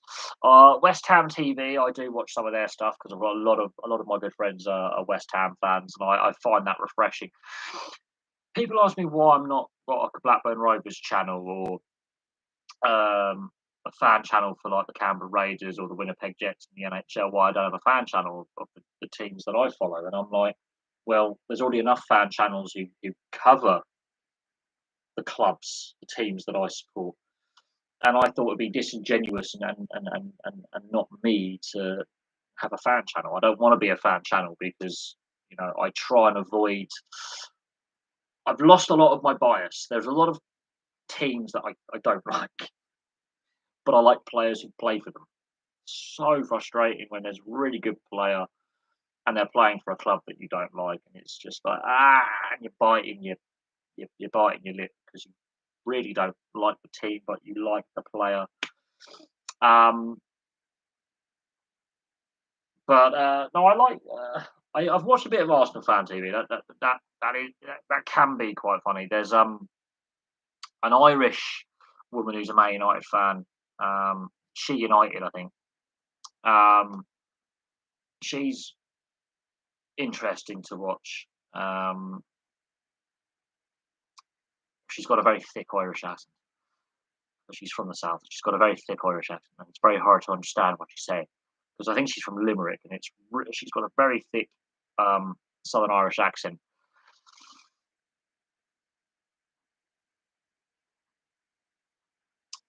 Yeah, I don't get some of these fans that I give up on this team, but they know it's their income stream. So if they stop doing content, they're not making any money. Um, but no, I watch a few fan channels, not many, and not regularly. I will say it's not regularly. Um, but there are a couple I watch, and I do find them a bit funny. But they're passionate about their clubs and they're passionate about the sport that they watch, and you have to give them that kind of credit that they are so invested in their football team or their rugby team or their ice hockey team or the city they live in because there's another Winnipeg Sports TV covers all the professional teams in Winnipeg, Manitoba. So you've got the Winnipeg Jets, the Manitoba Moose, and the Winnipeg Blue Bombers who play in the CFL, and they are absolutely committed to their city, their community, and the teams that play in the city of Winnipeg, Manitoba.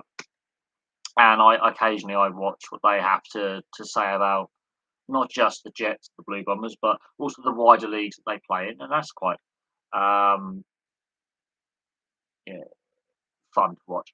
Arsenal TV, I think as time has gone on, with the amount of controversy surrounding some of the content, as in some of their members who create content for them, and one of them gone to prison for stalking and assault. Another one, I think made some racial slurs. I think there's been a lot of controversy surrounding Arsenal fan TV, as in the YouTube channel and some of the content creators on that channel.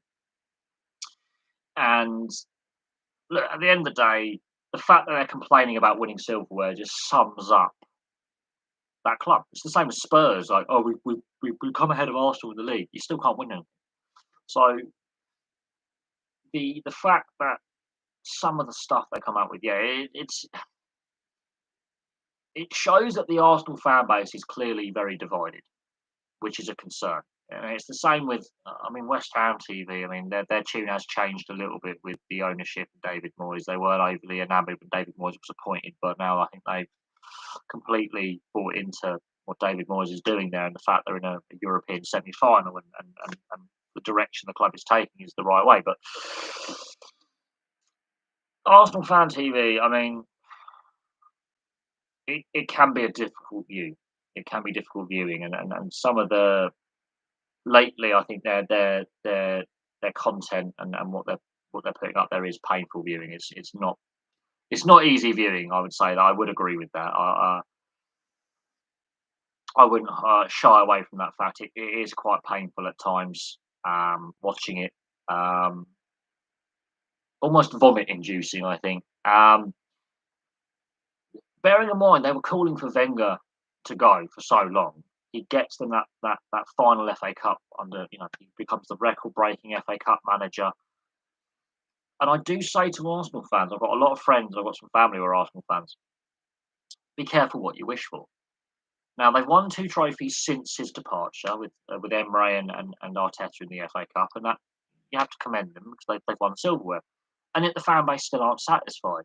But I don't think, with the way the club is run since they've moved to the Emirates, that's been a long time ago now, that they've got their transfer policy right and they've got the squad makeup right. It doesn't matter who the manager is; they haven't got the makeup of the squad correct, and they haven't got their transfer policy correct. Their youth system still produces talent. There's no doubt on that. There's no doubt that they've got a great youth setup, and it will continue to churn out Premier League and even Championship to Premier League quality professional players, decent professional players, and there'll be a few superstars in there. I've got no doubt on the strength of their youth system. It's the way the squad is made up, some of their transfer business, and adding to the squad, um, the leadership group within that squad, and the direction the club's taken. What style do they want? I think they've got to get a manager who has his own style, who can imprint that style on the team, like Wenger did when he took over. He completely changed the style of football Arsenal were playing, but he didn't do it all straight away. He added a few players bit by bit, and then the Invincibles come along. It takes time. It doesn't happen overnight. I have my own YouTube football channel, but I don't want to be a fan channel. I'm trying to do videos on different things. Do a video on in the off season of the 92 Football League clubs. So when we know Forest Green are going to come up from League Two into League One, we know Stockport County are most likely going to win the National League and get promotion to League Two. So when in the build up to next season, so in the off season, how about you do a history video on the 92 Football League clubs? There's some content ideas. Yes, you're nicking an idea from me. I would say if you have a football history channel or a football channel, do a history video on the 92 clubs in the Football League for next season. So until, you know, whoever goes down from League Two goes down and the two clubs that come up from the National League come up. When that is all settled and we've got the 92 clubs for next season, do a history video on each club, starting with alphabetically, maybe through A's through to whatever. Do a history, a club history on each club. There's a good idea for you.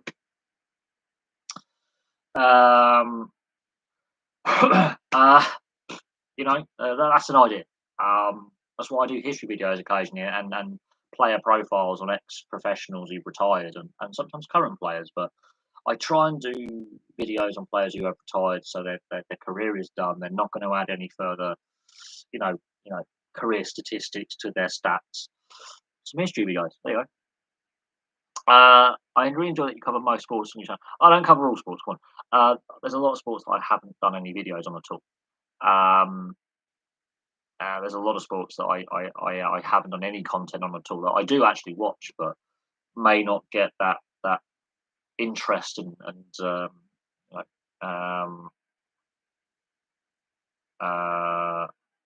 recognition and views.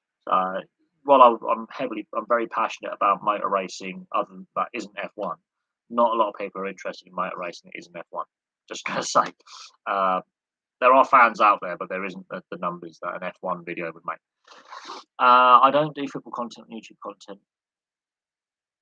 I'm not a voice for Liverpool fans. I'm just a fan at the end of the day, and I'm just one person. That's a fair way. I mean, you can have your views on how the club's being run and the direction the club's taking, and you can be critical of some of the decisions that the Fenway Sports Group has taken. A lot of Liverpool fans are. The away ticket price protest, the furloughing of non-playing staff 2 years ago, the European Super League, and the planned reformat of the Premier League that went down like a sack of shit. Most Liverpool fans were angry with that. Like, there you go. The fact that when I was trying to find a favourite team or football club to follow, you were the only channel to have a video on the history of PSG says a lot. PSG don't have a lot of history. They were only formed in 1970. They are PSG. There was a merger of several clubs back in 1970, and they haven't played their entire existence in the French top flight either. And they're not the biggest club in France for fan base. Red Men TV and Anfield Agenda is recommended. The thing is, I try and avoid fan channels if I can. I do like channels that focus on the particular league. So there are channels that I follow that do cover the NRL, that do cover a particular sport, like football, like rugby. Yeah, there's Mike Talks Football. One of my subscribers, I'm subscribed to him. He's a football channel.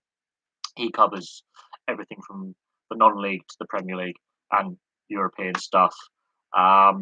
But from an American perspective, I think PSG is looked at as one of the biggest clubs in the world due to the names in their roster.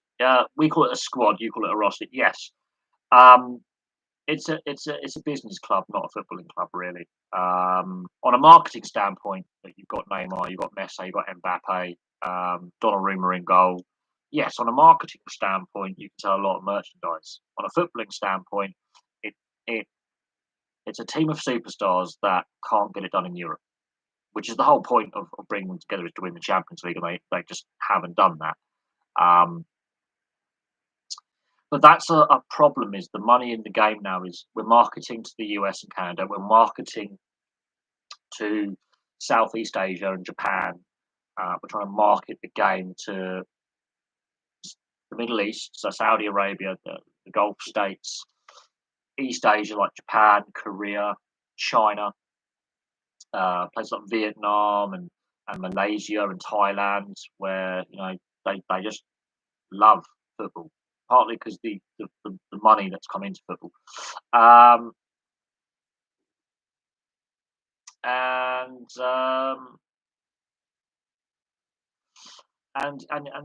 with the influx of the money from these markets, so especially the US and the Gulf states, straight away automatically there's big TV deals been signed and marketing deals and sponsorship deals with these locations, and not necessarily to the benefit of sport. Now, from a US standpoint, I do know a lot of US fans, didn't like the European Super League. dynamic. You have to remember, for the first 70 years of their existence, Bayern Munich won hardly any trophies. Yes, in the 70s, Bayern Munich were not the most dominant German side when it came to trophies. It was Borussia Mönchengladbach. So there you go. And I did a history video on that in 2018. That, oh, there goes the police again. Every night, there's police going up and down. Even though I'm in a quiet area, it's a linkway between bigger urban areas. Ajax were way bigger than Ajax won a lot of trophies in the 60s and 70s with their total football with Cruyff and Neeskins and half the Dutch side. That is a fact. Yeah, half the Dutch national side play for Ajax. So, little Holland. English, Italian, Spanish, French, and German don't have the money of what American, China. That's why. Yes and no. But I do think there has to come a point where we start bringing the club ownership back. If that's bringing in the 50+1 rule with fan ownership, part fan, part ownership in clubs, I think that's the way to go.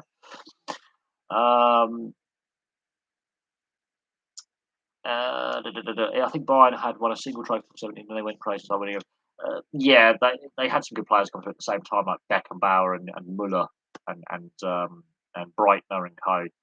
They were very, very good in the transfer market in the 70s. And then when you have Beckenbauer, the Kaiser, as part of your club, and what he did in the game, that's going to help when you have like a lot of the German national side suddenly start playing for Bayern Munich. No, the German league has been far more competitive than people realise in its history in the Bundesliga, and I've got to look at more club histories from Germany because they're really interesting, the German club histories. I knew PSG back when they were bought out from the Qatar owners in the early 2010s. Didn't know what or who Juve was until I got into. Wow, no. Juventus, the old lady. Oh dear. But again, it's how the European leagues sell their rights to America, and attracting and getting that interest of the American audience. This is why I think the MLS has exploded in recent years. Partly because David Beckham starts that trend when then Ibrahimovic and Gerrard and Kaká and Pirlo, and some other big name European South American players went there in the last 15 years. But with that comes we need to sell our TV rights to the American audience. Yes, Bundesliga. Yeah, you can watch Bundesliga games in the UK. And the highlights used to be on ITV Sport. Yeah, the Bundesliga, and I think La Liga was on Sky Sports at one point. A lot of the European leagues were on Sky and BT at one point, and ESPN. So yes, and Free Sport, Premier Sports has the Portuguese top flight and the Dutch top flight and the Belgian top flight. So even though secondary, still top flight football, Portuguese, Dutch, and Belgian football is on Premier Sports and Free Sports. I know that much because I've watched it, and it's really entertaining, by the way. The MLS is on Premier Sports as well and Free Sports. And actually, I find the MLS actually quite entertaining to watch. I do. Yeah, Juventus did screw themselves over, but they weren't the only club. They just were more heavily involved than some other clubs. Although Regina, AC Milan, there's a few other clubs involved. I think Parma's collapsed more than once. Siena were involved. Other clubs other than Juventus were involved, but Juventus is the big name. But AC Milan were involved. Regina were involved. They basically gone bust. Siena, they were involved. They've gone bust. Who else? I think Bari and Lecce were involved. They're not in the Serie A at the moment. That tells you a lot. They have been Serie A clubs in their history and very, very good as well. I remember in the 90s. Juventus were not the only club involved with that match fixing scandal. There was multiple clubs involved. I'll have to dig up the Calciopolo. I've done a video on the Calciopolo scandal on the channel. It's in the depths of my football soccer playlist. You'll have to find it. You have to go back to 2018 to find that. Oh, that's a long time ago. That's 4 years ago. Did a video on it about 4 years ago looking at the match fixing scandal of the clubs involved and the punishments handed out. But yeah, that incident will always shadow them. Yes, it will. But it's not the first match fixing scandal in Italian football. There was another one in the before the 1982 World Cup in 1980 that actually was lingering on from the late 70s. That involved Paolo Rossi, who was who was he playing for? I think he was playing for Regina at the time. and he played for someone else. And he got a big name player. I watched a documentary of their match fixing down at Juve. I have a hard time respecting them after watching that. They weren't the only club involved with that scandal, but yes, they had a big part to play. But there was a lot of club CEOs and chief directors of football, and it was and club owners involved. It was not just Juventus. AC Milan were also heavily implicated as well, and it sent shockwaves through not just Italian football but global football. Milan actually, I think, appealed against getting. Milan should have been relegated, and they appealed, and their appeal was upheld in court. Uh, so yes, remember, what's the biggest match fixing scandal in the UK? There's been a couple of cricket. There was a cricketer who went to prison for spot fixing. There's there's been a few allegations of corruption in football, and I've covered that on the channel to death, and especially in last week. The Mike Newell in 2006, Mike Newell came forward, former Blackburn player, former Luton Town manager, and he basically spilled the beans on corrupt payments to agents. There was a later one involving Sam Allardyce as well, when he lost his job as England manager, but it's all sort of linked to the 2006 investigation.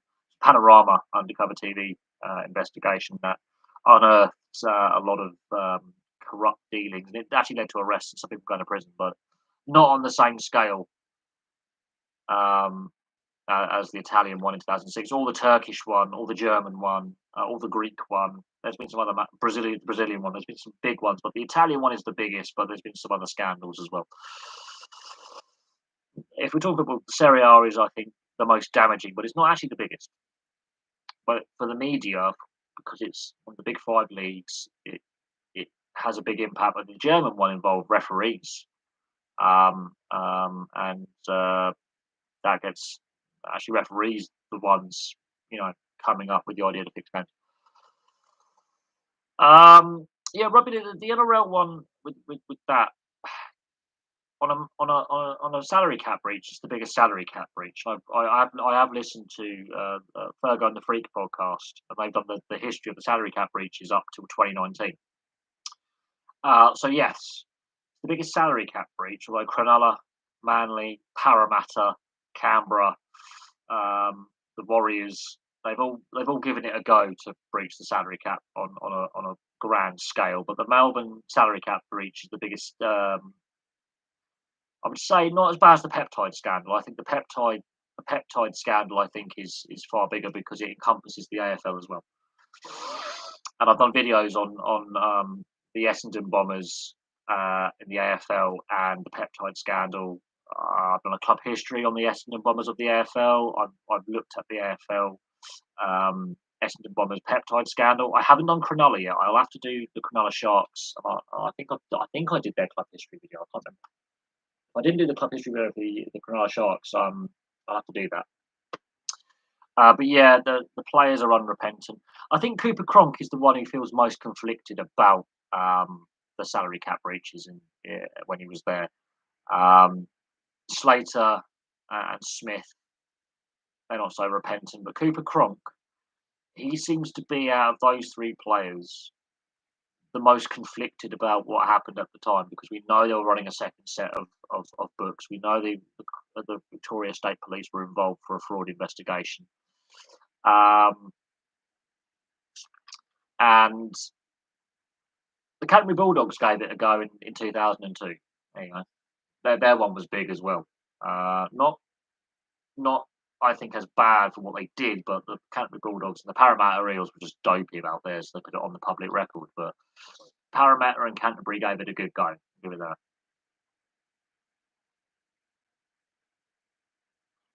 And Greg Inglis isn't conflicted. He's been very open. He goes, no, they cheated.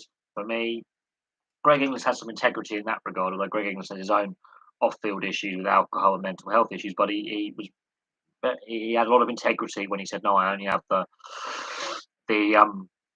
one Premiership ring. Cooper Cronk, when he's pressed on it, he seems very conflicted in the sense that he wants to say, well, I won it on the field. He says, as a player, I won it on the field. Off the field, I think Cooper Cronk commits. I think Cooper Cronk was like, to be honest, Cooper Cronk has. I like Cooper Cronk, and considering what he did the Roosters as well at the end of his career, I think Cooper Cronk, much like Greg Inglis, would.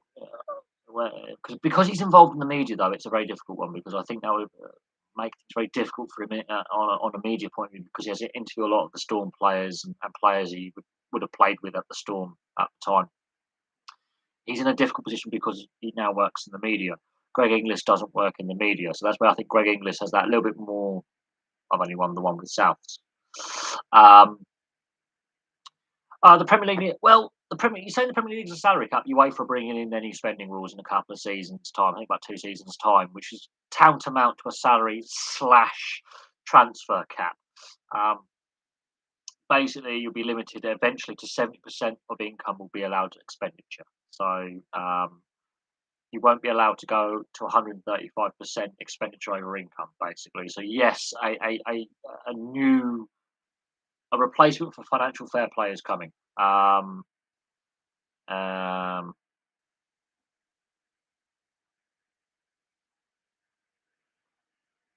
Yeah, Parramatta's was totally different because they put it on the public record. They didn't even try to hide it, and it's still having impacts on the club today because there are people who are taking Parramatta to court over payments and being sued for payments. So the Parramatta one isn't over yet. There's still a lingering issue 6 years later in regards to the Parramatta salary cap, and it's still actually, I think, impacting the team you can put on the field as the Eels today. Um, uh, um, why do you think Scousers hate England? It's the mainstream media. The way the mainstream media portrayed the Liverpool fans following Hazel and Hillsborough, um, especially the Sun, the national mainstream media, that does leave a bit of taste. Now, obviously, the Hazel disaster, it was Juventus fans that lost their lives, and the Hillsborough disaster. I mean, if Nottingham Forest, the club had said we'll take the other end, it would be Nottingham Forest fans we'll be discussing. So, twist of fate, and Nottingham Forest took less fans to the game. So it would have, whether it would have resulted in the same issues that Liverpool would have had, it's irrelevant. It's a twist of fate that when it actually came to allocation of where fans were going to be placed, Forest and Liverpool agreed to swap ends, basically, in the days leading up to the game.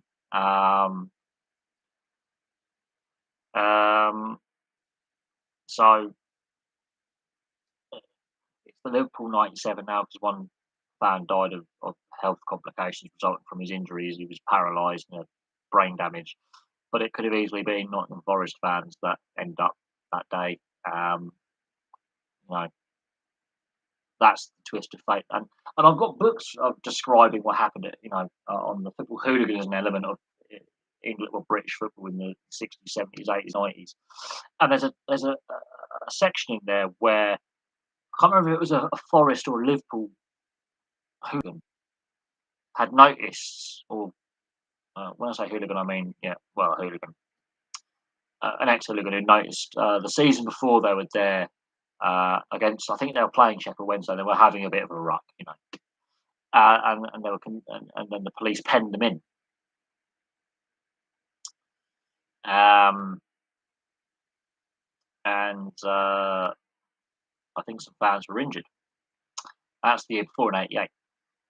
So concerns were already there about the safety of the Hillsborough Stadium at the time. And I need to get into NRL. No channels available on mainstream UK channels. NRL.com. I get my NRL subscription through the NRL website for £12.50 a month, and it's 130 quid a year. There you go, and you get every game. Watch them ad free, miss them, and all related TV. So NRL.com. There you go. That's how you can get to the NRL, and not overly expensive either.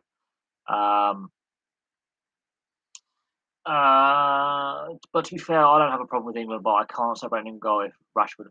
It's the club country debate, isn't it? club country debate. If a Man City or a Man United or an Everton player scores or doesn't for England, do you feel you can celebrate? It's the club country debate.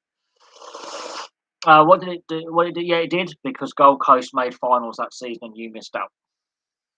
Gold Coast made the finals. Had you not been docked those 12 points, Gold Coast miss out and you went in. There you go.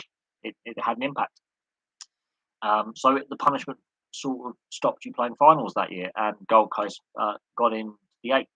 Um, Thoughts on multiple NFL players coming out and discussing their cannabis use before playing in games? £12.50 a month, which is 130 quid a year. How much is that compared to a Sky TV subscription? But it's not just the games; it's all related media in regards to the NRL. I'll happily watch the documentaries, the NRL 360, the Fan with Andrew Voss, the Late Show with Matty Johns, Face to Face with Matty Johns, the Sunday Night Show with Matty Johns, the Women's Premiership, State of Origin and International thing, and the All Star Game. There's a lot of content. There's documentaries. There's classic matches. There's about It's more than just the games. There's a lot of other attached stuff that goes with it. So it's a fair package. It's a far better. I'm also tempted to get the AFL package as well for next season. Can't justify it for this season. But it's a fair package, the NRL.com and AFL as well. Um, yeah, it's more than just the games. You get the Women's Premiership, you get State of Origin, both men and women. You get the All Star Games, both men and women. You get all the regular season plus finals matches. You get NRL 360. You get all sorts.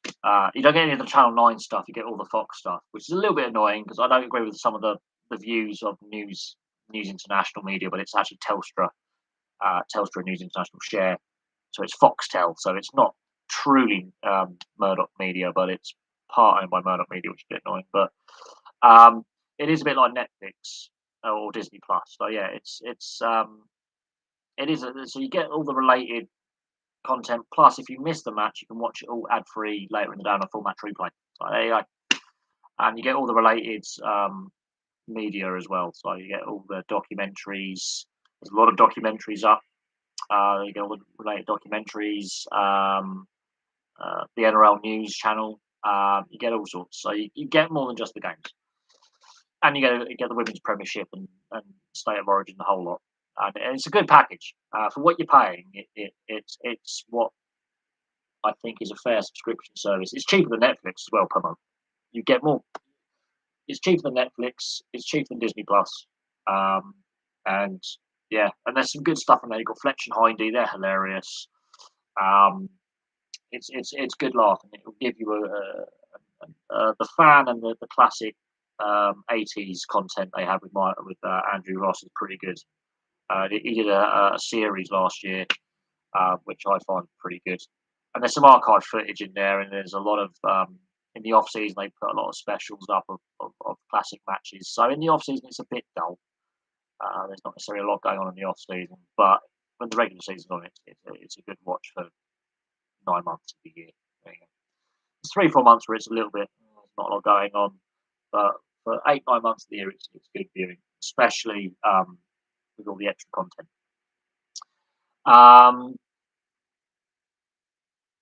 Let me get back to the thoughts on the NFL players discussing their drug use. I'm going to go back to two things that have come out. Obviously, there was a news article over the weekend that 88 English or British players who play in the British league system, so that's Scottish football, English football, Welsh, and Northern Ireland. So 88 players based in the UK have tested positive tests for therapeutic use exemptions and Ritalin, so ADHD, that'd be a TUE, and or recreational drugs. So they found traces of amphetamines, MDMA, so ecstasy, cocaine and cannabis in player systems, but not a single player has been banned, and that's between 2013 and 2020. AFL was exactly the same. AFL and NRL was exactly the same. It's still £12.50 a month. I think it will be going up though It might have already gone up actually. It went up last year, £12. So it's about 130, 150 quid a year. I think it might have gone up. So I'll have to log out and have a look at how much. I'll log out from my account and then see how much it is now to purchase. But it was £12.50 when I renewed last year. So it went up by 50p a month. I wasn't complaining about that. It's not bad. One of my work colleagues is interested in getting it as well because he follows both Union and League. But the AFL one's exactly the same. But I'm debating whether to get it for next season. I've sort of fallen out of love with AFL a little bit. If I was to get the AFL subscription, I would focus more of this channel on NRL and AFL content, a bit more AFL content as well. I've sort of lost I'm a bit out of touch with the coming and going of the AFL at the moment. I'm not as in the zone as I was 5-6 years ago when I was really fanatically into it. But in regards to NFL players coming out, I need to go through these questions. NFL players coming out and discussing their drug use. Three things actually. So we've got 88 players who play in the UK football. That's just football. Who failed at least one doping test in regards to either therapeutic use exemptions, which are fair. Medical reasons are fair.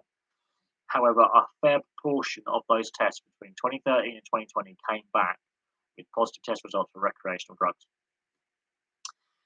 Then we obviously had the other week James Maloney, obviously testing positive, rugby league player who's based in France at the moment, formerly in the NRL, played in the Super League with Catalan Dragons, but he's played multiple clubs in the NRL, won 2 grand finals, played in 3. Again, okay. I did not used to be a St Kilda fan, thank you very much. Western Eagles. Western Eagles. Sorry. Eagles fan. St Kilda. Saints. Dirty. So jokes aside about AFL. So we've had a high profile. So we've got 88 players who failed drugs tests with the UK anti-doping between 2013 and 2020. 15 of them were Premier League players between 2015 and 2020. So on a wider sample size with all the leagues, 4 professional leagues plus the Scottish league system, Welsh clubs, Northern Irish clubs, the League of Ireland, and all that. Okay, so we're taking in 4 top flights. So the Welsh Premiership is conference standard, but hey, that's only pro. The Irish league system in Northern Ireland and Southern Ireland, they're professional. Much lower wages, but they're professional. Out of the 4 league structures, 5 if you count the Republic, but I won't count the Republic in this instance because the Northern Irish league system is separate. So clubs like Glentoran and Derry and such play in the Northern Irish league system. 88 players in a 7-year spell. In a 5-year spell, we're looking at 15. Now, take the therapeutic use exemptions and medical reasons, so ADHD or cancer medications that people do. Have been players who have obviously had to have cancer treatment and other similar health issues like epilepsy. You take them out of it, a high proportion of the remaining test results had recreational drugs in their system. That's a big that's I think more is going to come out with that story, and there's going to be. I'm surprised how quiet the press has been. Then we obviously have James Maloney just testing positive a couple of weeks ago in France. He's playing obviously in the French top rugby league division at the moment. Not the same level as the Super League in the NRL, but it's still a professional. And he's obviously failed. His career's over. And then we look at what's happened since 2016 with Ben Barber, and I forgot about Ben Barber when I was doing my James Maloney video when he failed his test. Since Ben Barber, double figures. We're talking 10 plus high-profile rugby league players, both in the Super League system and the NRL system in Australia, who either had positive tests for cocaine, so Zach Hardacre, or have been caught in possession of cocaine, like Reece Walsh, or been caught on video being silly, like Cameron Munster and Brandon Smith. Good cheese, that is his nickname. And so we had that discussion about, okay, it's a professional contact sport. Oh yeah, no, Paul Gascoigne, he's even admitted to not only alcohol but drug use. Uh, he's got his documentary out on BBC right now, so we know about Gaz's substance abuse problem. Paul Merson's another one. So we've got high-profile ex-players who've been, coming out saying that they have addictions, not alcohol. So alcohol doesn't come up with a positive test result, but Paul Merson's another one, and he gets destroyed on social media by what I call dickhead armchair fans who think that they have the moral high ground when actually on a Friday night they're probably doing it as well, done fucking back of Yates's in the toilets or spoons, or O'Neill's and fucking toilet stool. So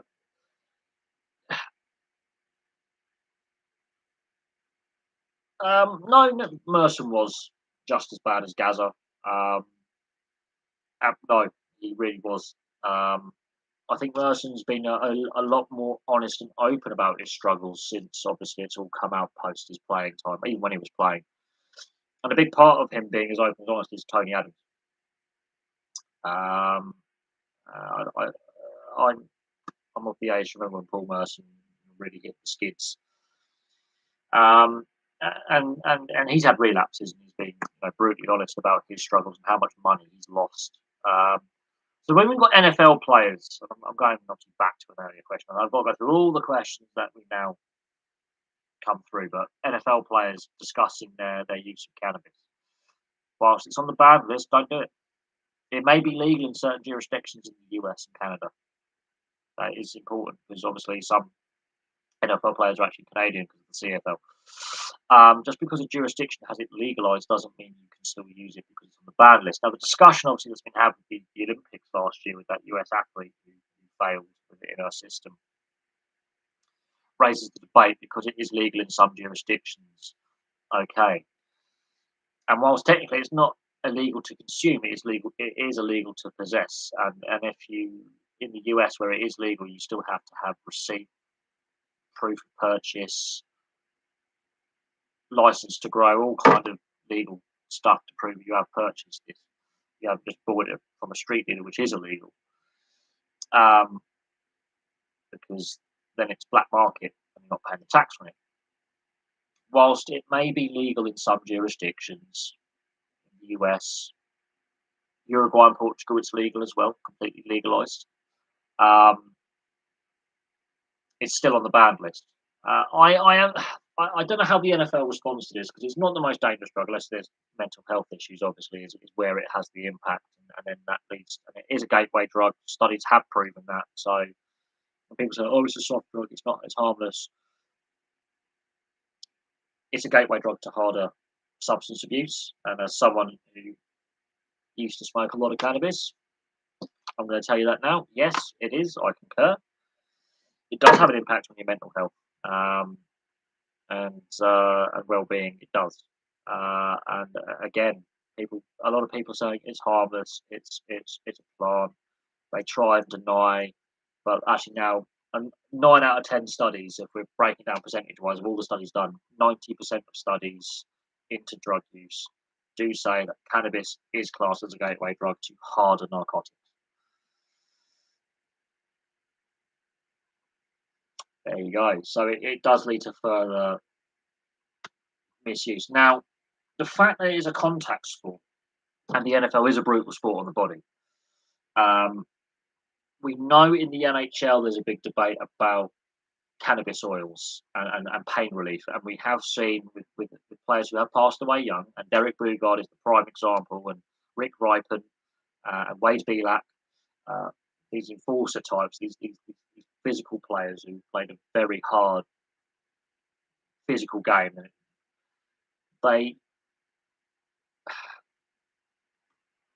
Derek Bugard died of an accidental overdose of painkillers with alcohol. Rick Ripon and Wade Belak committed suicide. And they had an issue with prescription drug use. where their doctors, their team doctors, and their own personal doctors were overprescribing them very strong sedatives and painkillers for the injuries that their bodies had gone through, and that ultimately did affect their mental health. So there is a debate in the NHL right now about cannabis use, and a lot of players there. There's a lot of, without naming any players, because there's a lot of them who are doing it unnamed. The rumor mill is that X amount of players are using this, and some ex-players, Paul Bissonnette or Spitting Chicklets, is now advertising cannabis oils as one of their sponsors.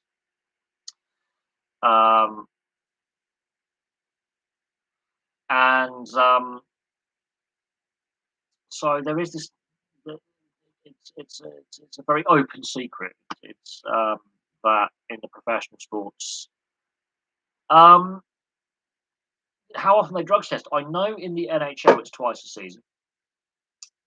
How often they do it, I think it's once in season and once in pre-season. But it's not as regular as you think. It's a very expensive process to constantly. When you've got like a professional sports league, I'm missing so many questions here. This is this is actually quite an important thing. A lot of it's to do with the club country debate with Jaden Egan, the Liverpool king, about how when it comes to England, there's an Everton player having a good game, he's like cheering all that. Man United player. When you've got these big team sports, where you've got an elite squad of 20 to 40 players, let's say. NFL is even bigger. Baseball is quite a sizable squad as well. When you've got these big team sports with big playing squads, and then you've got the reserves and the under 23s you can be, called up. It becomes very, very difficult to test every single player at one go. It's very expensive. It's not a cheap process. It's getting cheaper with the improvements in technology. The testing process is not as cost prohibitive, but there is a cost attached to it. So if you were to test every player every week on a match day weekend, plus the midweek games, it would be very financially ruinous, because who pays for that? The clubs? Do the league? Because UK Anti-Doping is a government-funded agency with a limited budget. So they cherry pick when they test, and it's always random. Always random, because if you do it regularly, a player's going to be, he's off injured actually. He's actually in hospital having an operation, so he's going to have morphine in his system. You can't, no, that's automatically come as a fail because he's in hospital having a procedure. So they have to do it randomly, so the squads and the players, wouldn't know. Random in competition. So they have to cherry pick. And in certain leagues, they know they do it once in pre-season and once around Christmas time, when you're most likely to fail for a prohibited substance, is around the holidays. That's when they do it. So they won't be testing every weekend, and they won't be testing every week. Because clubs like Liverpool and Man City are playing all those European games as well, when they're playing in Europe, away, they come under the jurisdiction of French anti-doping, or Swiss anti-doping, or Italian, or German, or Sweden, or wherever it is they're playing their Champions League or Europa League games. So those clubs that are playing in Europe. And that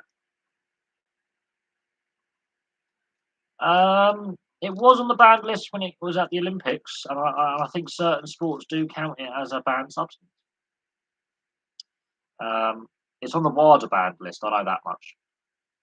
It may not be on the US anti-doping ban list, but it's on the WADA ban list, which is the World Anti-Doping. So that's where you get lesser bans. I know it's on the WADA ban list because it's classed as a recreational drug. And whilst it may have de facto legal status, no, I'm keeping the goatee because it's taken me 4 months to grow this. And it's my thinking beard. It's this that's getting shaved off. I think when I hit 1,500, I might shave it. I might get bored of it before then, so it's all personal preference. But I've taken a long time to grow this. I'm getting my grey hairs in it, so I look wise. Ages me. But no, in regards to drug use, I think there is a culture within professional sport of was alcohol in the 80s and the 90s. And I still think alcohol is a major issue um, in regards to professional sport. There's still a major alcohol problem in some professional sports, mostly in Europe over the US. I honestly believe that that's more of an issue. Um, Partly because US drinking laws are so strict. So there are some areas of the US you still can't purchase alcohol. Um, on certain days in some US counties in certain states, dry counties, where if you get caught with alcohol out of county, you're in trouble. So the US has very strict alcohol laws, which are a bit more relaxed over here in Europe and Australia. Over here in Europe and in Australia and New Zealand, the alcohol laws are more strict for purchasing and age of consumption as well. We have far more relaxed alcohol and drinking laws than the US. Some parts of Europe you can drink at the age of 10. So there you go. Without adult. I mean, in Italy, it's the age of 14 you can drink without adult supervision and purchase. So there, our alcohol laws are more relaxed. There's a big issue with alcohol in professional sport in Europe and especially Australia. It's definitely not a problem. There's a lot of reasons. A lot of reasons with the US. Very complex. A lot of political and social reasons why. Partly to do with prohibition as well. Prohibition, coming out of prohibition. Um, it's the Bible bashing Midwest. There you go. And have a big. It's complex. It varies from one US state to the other because in some US states you can drink at the age of 18, but you need to have a 21-year-old with you when you purchase. It does vary. Um, which I think leaves a lot of American youth totally unprepared for entering the real world because a lot of them may do a gap year and they come over. But we're getting off topic. Um, um, the issue about the NFL players being so blatantly open about it is a discussion point. It is on the wider ban list. Now, on the US anti-doping, it may not be anymore because of the jurisdictional use of it, cannabis. But the fact that athletes are also using MDMA amphetamines definitely can be a performance enhancer and actually very dangerous, and cocaine in large amounts, and the amount of scandal and supposed use, rumored use amongst certain leagues and teams, past and present, is a concern.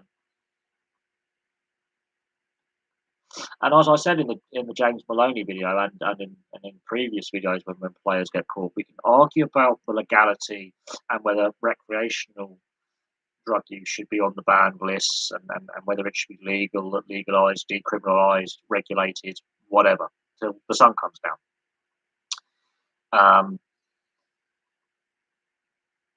But whilst it is on a prescribed list of substances, just don't take it. It's plain and simple. Yeah, I've heard about using Calpol and energy drinks and sweets to various things. I've heard about that. It's just a known thing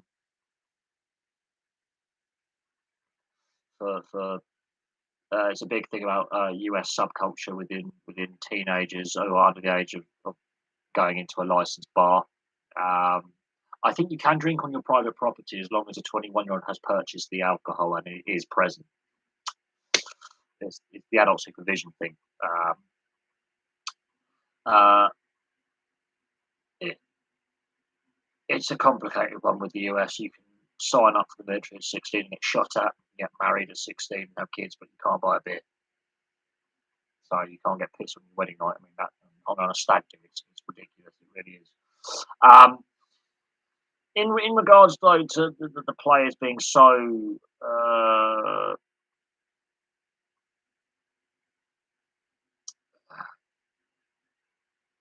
open about discussing their use before games as well, I think that would actually not enhance your performance, but actually impair your performance because it makes you very dopey on your decision making.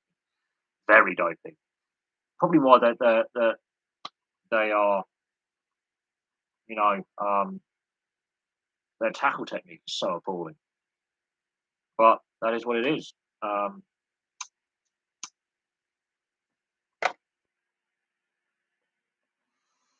but no, in regards to culture, it's a complex issue. There is not every state is it legal. Um, not every state has the same laws. It's debate in U.S. Congress, but it's still on the World Anti-Doping prohibited list. And especially with like NFL Europe, for example, like the NFL London series, if they were to come over and get caught with it here, that's a different kettle of fish than let's say if they're playing for the Denver Broncos, where in Colorado it's completely legal, completely legal. Washington State, completely legal. Um, if they were to come over here for a London series game or in Mexico, where it is highly illegal in Mexico, and they get caught with it, they're in serious trouble. That's the difference because whilst so they have to be careful.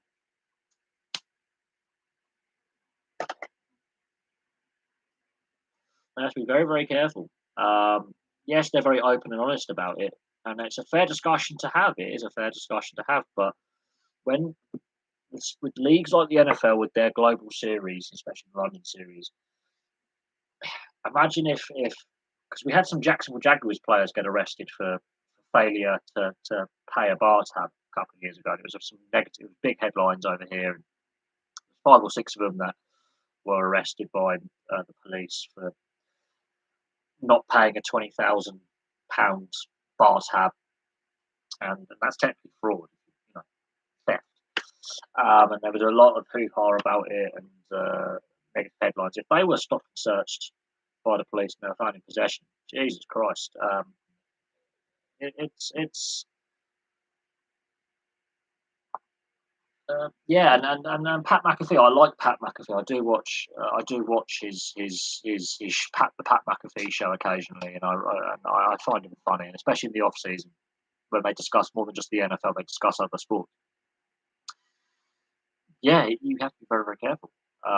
Very, very careful. Each jurisdiction is different, and with people like Pat McAfee, who an ex-player, um, each jurisdiction has different laws on it. And if you're caught transporting drugs through an airport, you're in serious trouble.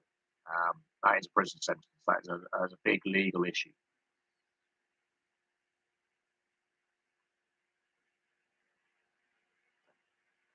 Now, I'm not. I've got friends who use everything under the sun, so I'm not going to be a hypocrite and say don't do it because obviously I have done it and I've got friends who do it. But transporting a prohibited substance across country lines, as in through an airport, is difficult as hell. But it's not illegal to consume, so that is a thing. Yeah, that is quite, and you don't know what's in some of these things. So um, because it's an unregulated black market industry, people who grow the stuff will add chemicals to it to stop it going mouldy. And then they spray it with diazepam and cocaine and lots of insecticides that are exceptionally dangerous, which don't get washed off in the process of processing it. So then you're not just smoking the herb, you're smoking other substances with it. This is where again the legalization debate. But Pat McAfee, he's been very open and honest. But that's imagine if um, some NFL players in the London series do actually get caught transporting, narcotics. Basically, that's what it is. Um, Imagine the headlines that the NFL would have to deal with, and imagine the fallout the NFL would have to deal with, and the reputational damage that will do to the London series. Or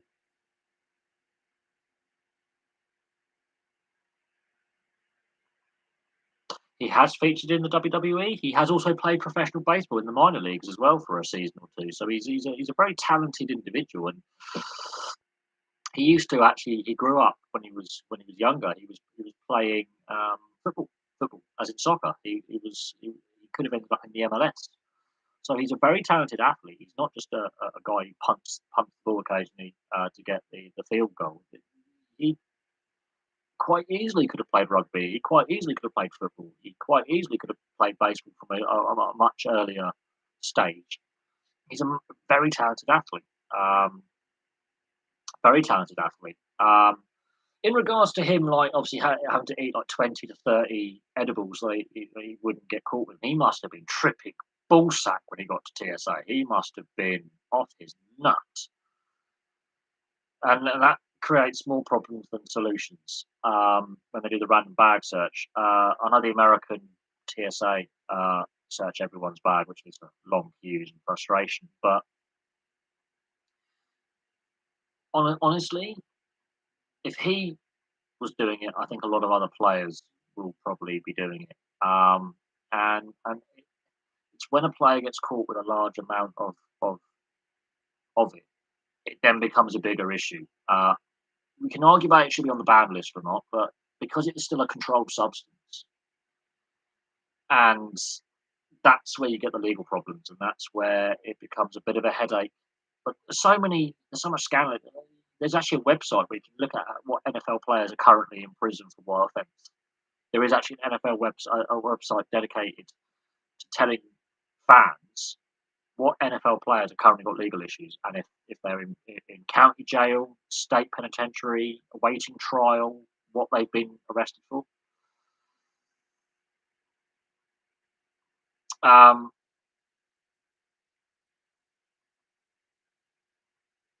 um,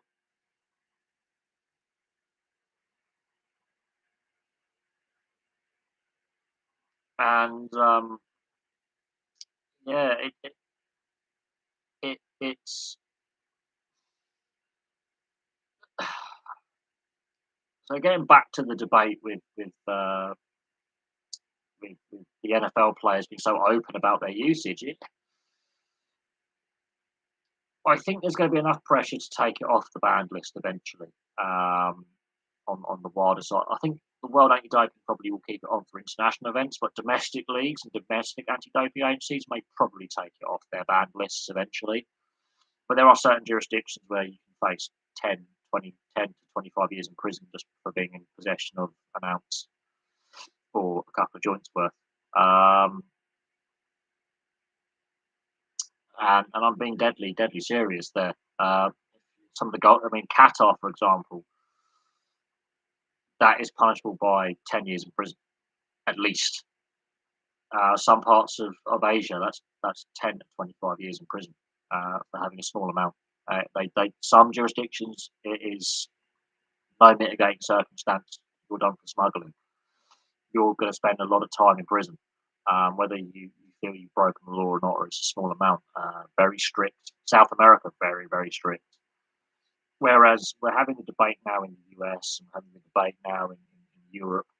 I wouldn't be surprised if domestic anti-doping agencies eventually take cannabis, at least cannabis and maybe MDMA off the ban lists eventually for recreational use. But on the World Anti-Doping Agency, they have to keep it on, and unless there's an international treaty put in place where cannabis is no longer a scheduled substance globally, it will stay on there. But it's interesting that um, it's a discussion point. Have I? Yeah, didn't like it. Didn't do anything. I didn't enjoy it. Um, uh, my sister had a big issue with drugs as well.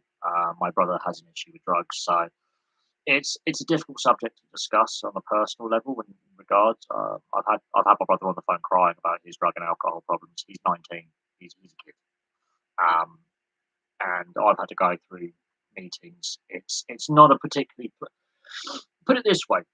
When we're discussing people like Paul Merson and Paul Gascoigne and Diego Maradona and now James Maloney with rugby league, and we're looking at some of the other rugby league and rugby union players like Matt Stevens, um, and we're looking at some of these high profile athletes that have had drug and alcohol problems. And we can go, well, look at Gazza, he looks a mess. Yes, Paul Gascoigne does look a mess. That's what happens with addicts of substance users. It destroys their health. Paul Merson, he's had all his teeth done because his teeth were falling out because of the cocaine use and alcohol use. Tony Adams, I think, is the most interesting character, and he has given interviews and done documentaries about his rehabilitation facility. Kieran Fallon and Frankie Dettori have failed with cocaine in their system. The horse racing jockeys, and they're not the only ones. There's loads, but they're the high-profile ones who failed with cocaine in their system. Kieran Fallon's failed more than once, and so yes, there is an issue within professional sports. Some sports have bigger issues than others. There's been rumours about a lot of cricketers with drug misuse. And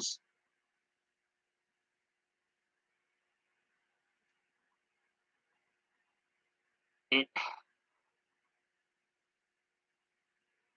is a difficult one because this is why I find interviews with ex-players very, very interesting, especially those players who've been very open, or athletes been very open about their issues with drugs and alcohol, or gambling as well. Gambling addiction's a big one.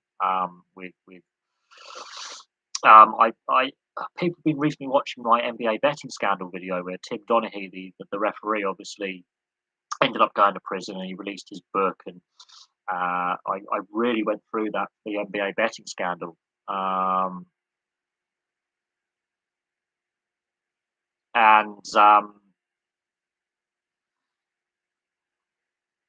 his issue was gambling addiction. So even match officials are doing it. So uh, so when these NFL players are coming out, it is a cultural thing. The debate's been had in the NHL as well. So that's two of the four major leagues are being very, very brutally open and honest about players, using cannabis, the other drugs as well. But it's a difficult one. It is a very difficult one. We've spent a lot of time on this topic, but it's a topic that I'm very passionate about because we've seen what happens when players are playing through injury, where they're having pain-killing injections, they're having dosed with painkillers, multiple operations, mental health side effects when they're in constant pain. And I will refer to the time that Gabriel Batistuta, but I have done videos on it about addiction and pro sport. I have done videos on it, and I regularly refer to Paul Gascoigne, and I regularly refer to Diego Maradona. This is when Diego Maradona was still alive. I regularly refer to the issues that they famously had, and Paul Merson. I don't get a lot of views. What I find really funny is we're happily discussing recreational drug use in professional sport. And when a player gets caught failing a test, like Zach Hardacre and Jimmy Maloney in rugby league, or we're discussing, what happened with Reece Walsh and Cameron Munster and Brandon Smith in the off season in the NRL, and then we look at the Bath rugby union cocaine scandal and Matt Stevens getting a 2-year ban and thrown on the bus. People are interested because the player or players, they've screwed up. They've been caught, right? So they've been caught. They've screwed up. And so that creates attention. But when we're discussing the long-term issues of player welfare, the issues with addiction, be it alcohol, recreational drugs, gambling, right? Or in Tiger Woods' case, womanizing, and that had an impact on his career and his family life, and then ultimately he had issues with painkiller problems as well, with his back injuries and his knee injuries. But when I do videos on sport and player welfare, unless it's a player getting injured and we're going, right, okay, I think Jan Vertonghen had a head injury in I think the Champions League semi-final back in 2018 or 2019. and there were concerns about the concussion protocols that football had in place at the time. It's an individual player. It's the incident. It's a big talking point. But when we're talking about long-term player welfare, like the CTE lawsuit, um, people aren't interested. People aren't interested unless unless the athlete has screwed up by failing a drugs test, or has got he's going to be out injured for 6 to 8 weeks because he's done his knee in or whatever. They're not interested. They're not interested, and I've noticed that with the video views. And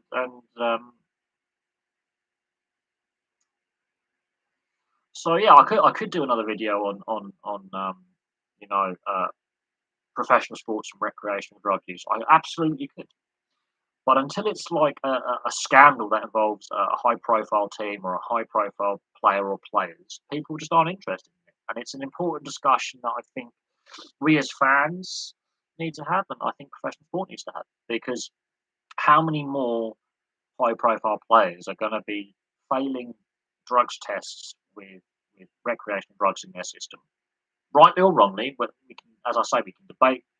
Um, we can debate, obviously, whether recreational drugs should be legalized, decriminalized, should they be taken off the prescribed banned list.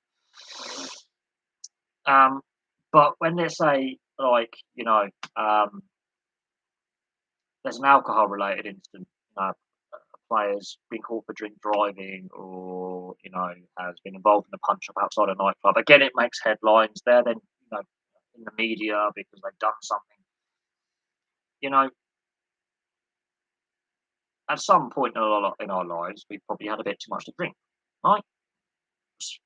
Athletes are human beings. The problem is they live because of the amount of money they're paid, and because of the amount of money professional sports makes as an industry. The judgmental people go, oh, well,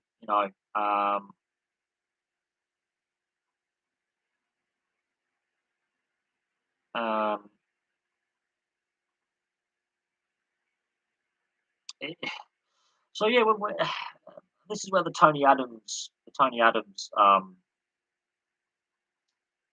what he's done post football. He's done a bit of management. It didn't work out so well. He was a good player, not so good a manager. But outside of football, he set up his addiction centre. It doesn't get the coverage I think it needs to get. It doesn't get the media interest it needs to get. So when you've got high profile, I don't know how high. I haven't really read into what the NFL players have been discussing about kind of issues. And I don't know which players have. But when you've got a high profile league where you've got players playing that league professionally discussing their drug use before games openly, and they're obviously not getting recriminations against them from the NFL. The NFL hasn't suspended them. I think we have come a long way from the 80s and the 90s in that regard. At the same time, the debate is currently there about recreational drugs, and whether they should be taken off the ban list, and we can have that debate like we are now. Making a video on it, I could do.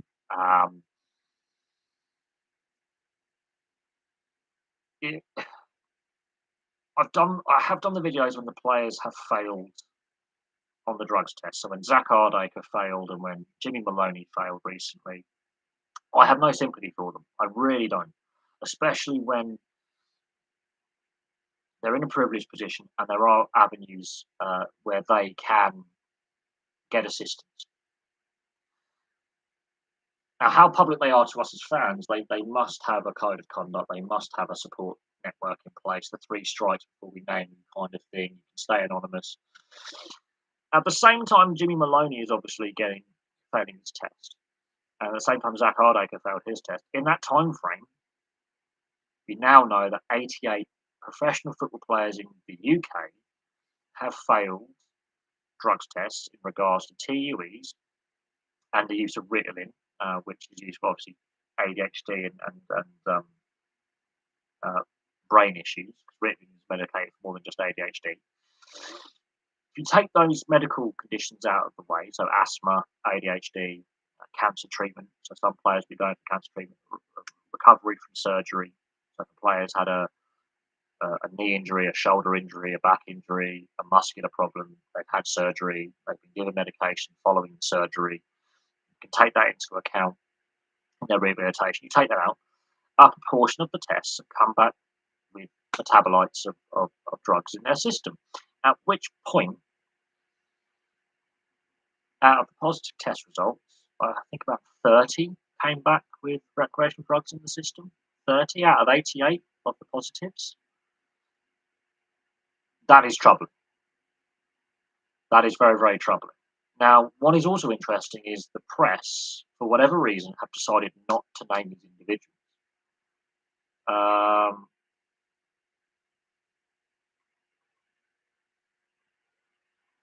Now, there is speculation about who those 88 players are. There is speculation over who the players are that failed on the recreational drugs. For whatever reason, they weren't named in the media. How much publicity were performing enhancing drugs receiving when they were running rampant in the Major League Baseball? Over here, obviously in the US and Canada, it blew up massively and stunned the Major League Baseball media.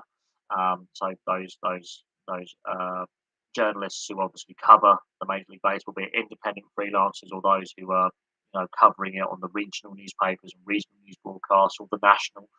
So the US media it exploded, absolutely exploded. Over here in the UK, baseball doesn't have the same reach as the NFL, the NHL, and the NBA. It just doesn't have the same reach as the other three major leagues in Europe. Not on the same level.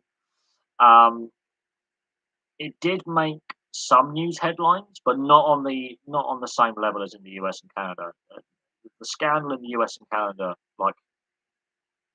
broke the trust between the. I mean, fans knew something was going on because it was very, very obvious that players were, were doping, and I think it's much like cycling in Europe. Pro cycling, like the Tour de France, is big in Europe, much bigger than it is in the US. Lance Armstrong and some of the other US riders, notwithstanding, that have competed at the high level. And the Festina scandal of '98, I think, is comparable, and the Lance Armstrong revelations as well, Floyd Landis, and, roughly the same time as the baseball steroid scandal was gaining traction. Question marks over Armstrong and some of his other rivals as well was growing in interest. But the Festina scandal in '98 was for pro cycling what the steroids juicing of the ball scandal in Major League Baseball was. It's the same level of, well, now it's out in the open that they're all doing it, and fans have lost trust in the sport. So pro cycling for the last 20 odd years, 24 years has been in denial after the Festina scandal and how widespread doping was in pro. So the doping scandal in pro cycling is the same as the doping scandal in Major League Baseball. The damage, reputational damage, it's done to both sports. Cycling hasn't regained the trust of fans. Baseball hasn't regained the trust of fans.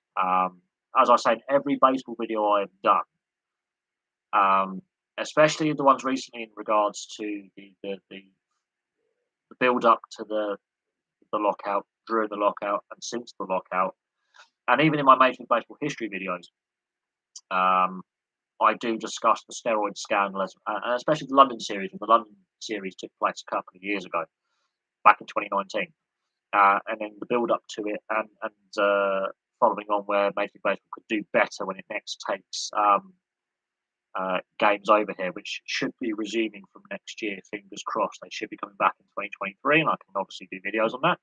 I do make a lot of reference to the steroid scandal. It is still a scandal that has damaged the image of the sport over here. Did testing increase in the UK?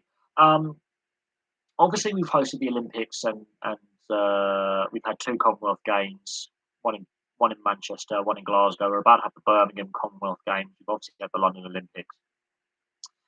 So there was a definite increase in testing in the last 20 years. I don't think it's necessarily related to the Major League Baseball scandal, but because we had two Commonwealth Games and Olympic Games in the last 2 decades, and we're about to have another Commonwealth Games, I think the third Commonwealth Games over the last 2.5 decades, that does actually ramp up the increase in testing. That's a fair question in regards to doping. Whenever you have a major international sports event, testing gets ramped up in the build up to and just in the aftermath. So there's a big ramp up in testing.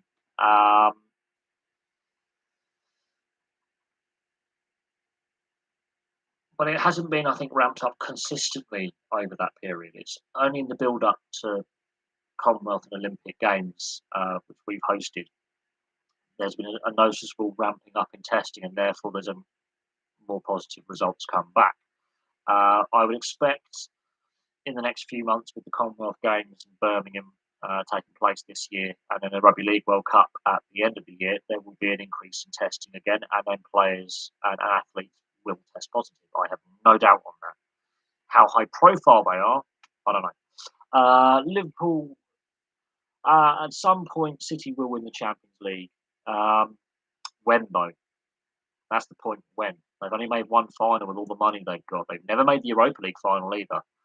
So when? PSG still haven't won a Champions League. So the question mark is when, because they can spend all this money and not get any return for it in the European scene. Both clubs have fallen afoul of financial fair play and youth policy and spending rules. So PSG and Man City are big fans of UEFA and vice versa. And I think with the new UEFA spending rules coming in, that might make it harder for Man City and PSG to actually win the Champions League or Europa League, whatever competition comes first. In regards to who ends up with what trophies this season, it's possible both sides could win 2 trophies each. Liverpool do both domestic cups, and Man City win a Champions League double. It's a possibility. Both clubs have got to win their Champions League semi-finals, though, and that's where I think Liverpool have a more likely chance of winning more trophies than City this season because they're already in a final and they've already won another final. So we shall see what happens in that regard. We'll see what happens. We'll see what. It's the same with Chelsea last season, where they had to go win the Champions League or the FA Cup, and they lost the FA Cup and they won the Champions League. I think the way Liverpool are playing right now, I think they could win both, and they could still win the league as well. They could get a cup treble. That'd be interesting. I think that hasn't been done before. Yes, West Ham are playing quite well at the moment, and so are Wolves, and they're both in the hunt for Europe. And obviously, West Ham are in a European semi-final as well, so they're in a vein of form right now. A very good win in Europe the other night. So they're not guaranteed wins, and the way City played in that first half against Liverpool, they looked really tired. So squad management, I think Klopp has managed his squad better than City in the last 2-3 months. Bear in mind, after Christmas, the lead City had in the league has disappeared.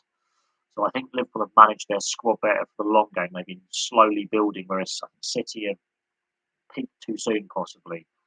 And it'll be interesting to see how it plays out. City might finish the season with no trophies yet. Who's fair that? City might finish the season with no silverware yet. Liverpool have got some silverware this season. That's the difference.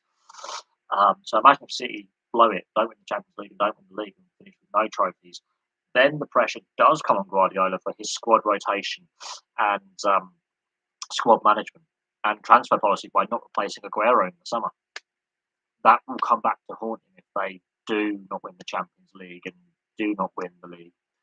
I think City have already peaked this season and now sort of clinging on, whereas I think Liverpool are building. That's the difference. Can you imagine if City win no trophies this season? Then the question mark will be over Man City's transfer policy and not having an out-and-out set of strikers, a strike partnership up front, not replacing Aguero, not promoting a couple of young players to be strikers, playing without that number 9 or number 10, without that centre forward up front, then the questions start being asked of, did they get that right? Um, uh, yeah, well, but Everton beat Spurs, didn't they? So, and Everton obviously trying to battle to avoid relegation, but Liverpool head-to-head to Everton in the Merseyside derby in recent years, it doesn't look good for Everton. Not going to lie, it doesn't look good for Everton in recent head-to-head encounters. Liverpool do have the upper hand there. Um, I've got to work on a group project, but I hope you have a great rest of your day and rest of your day. Well, I'm actually going to go to bed in a minute, so I have to be up early in the morning for work. But we've had some interesting points that we've discussed. Um, and I've had a long day. I've been awake for I've been awake since 3 o'clock this morning. So I've had a very long day. So I'm going to call it a night shortly. No, there's some interesting things we could with the upcoming fixtures, and obviously the relegation battle. I think is just as interesting as the title race and the European race, and those teams that are in the European finals. I think the relegation battle, while Burnley and Everton, I think we were the one that could swap. I think Watford and Norwich are done. By saying that, they keep picking up points, don't they? So the relegation battle is going to go down to the wire, I think, and it's because of Everton. It's because of Everton. The clubs above Everton have now got that buffer because of where Everton are and their poor away form this season, and that's a big thing. Their away form is shocking. Haven't won away since August. That is what is keeping Everton close to Burnley and Watford and Norwich, and they're not pulling away. So I think the relegation battle can go down to the last couple of days of the season, the last couple of matches of the season. I really do. In regards to the Championship relegation, well, Peterborough might be able to close the gap on Reading, but I think Watford in the Championship is what it's going to be. Barnsley have that game in hand, but I can't see them winning their last 5 games. Just cannot see it. And they've got to hope that Peterborough lose, Reading lose, and that just isn't happening right now. And then Oldham Athletic, they're in serious trouble. They could get relegated out of the Football League, and that was the first ex-Premier League club and founding Premier League club to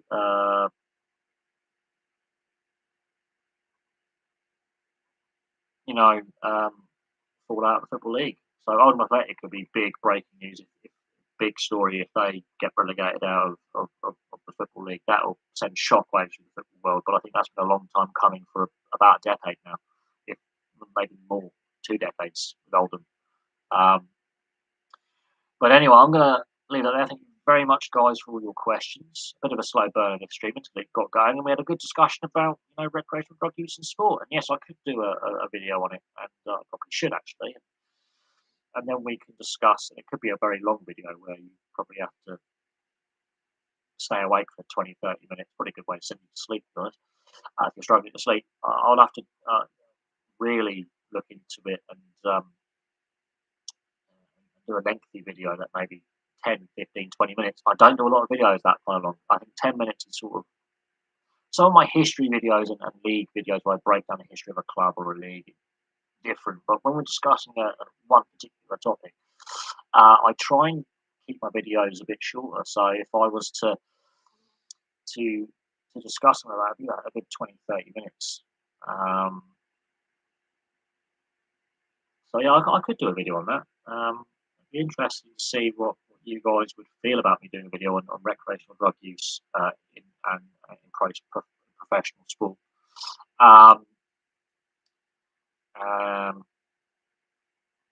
Very, very interesting. But I'd have to do a lot of research, a lot of notes, and really, we're talking a lengthy video, 20, 30 minutes, and whether you guys would be happy to sit through me discuss all the positive tests that we've had about the sports I'm passionate about.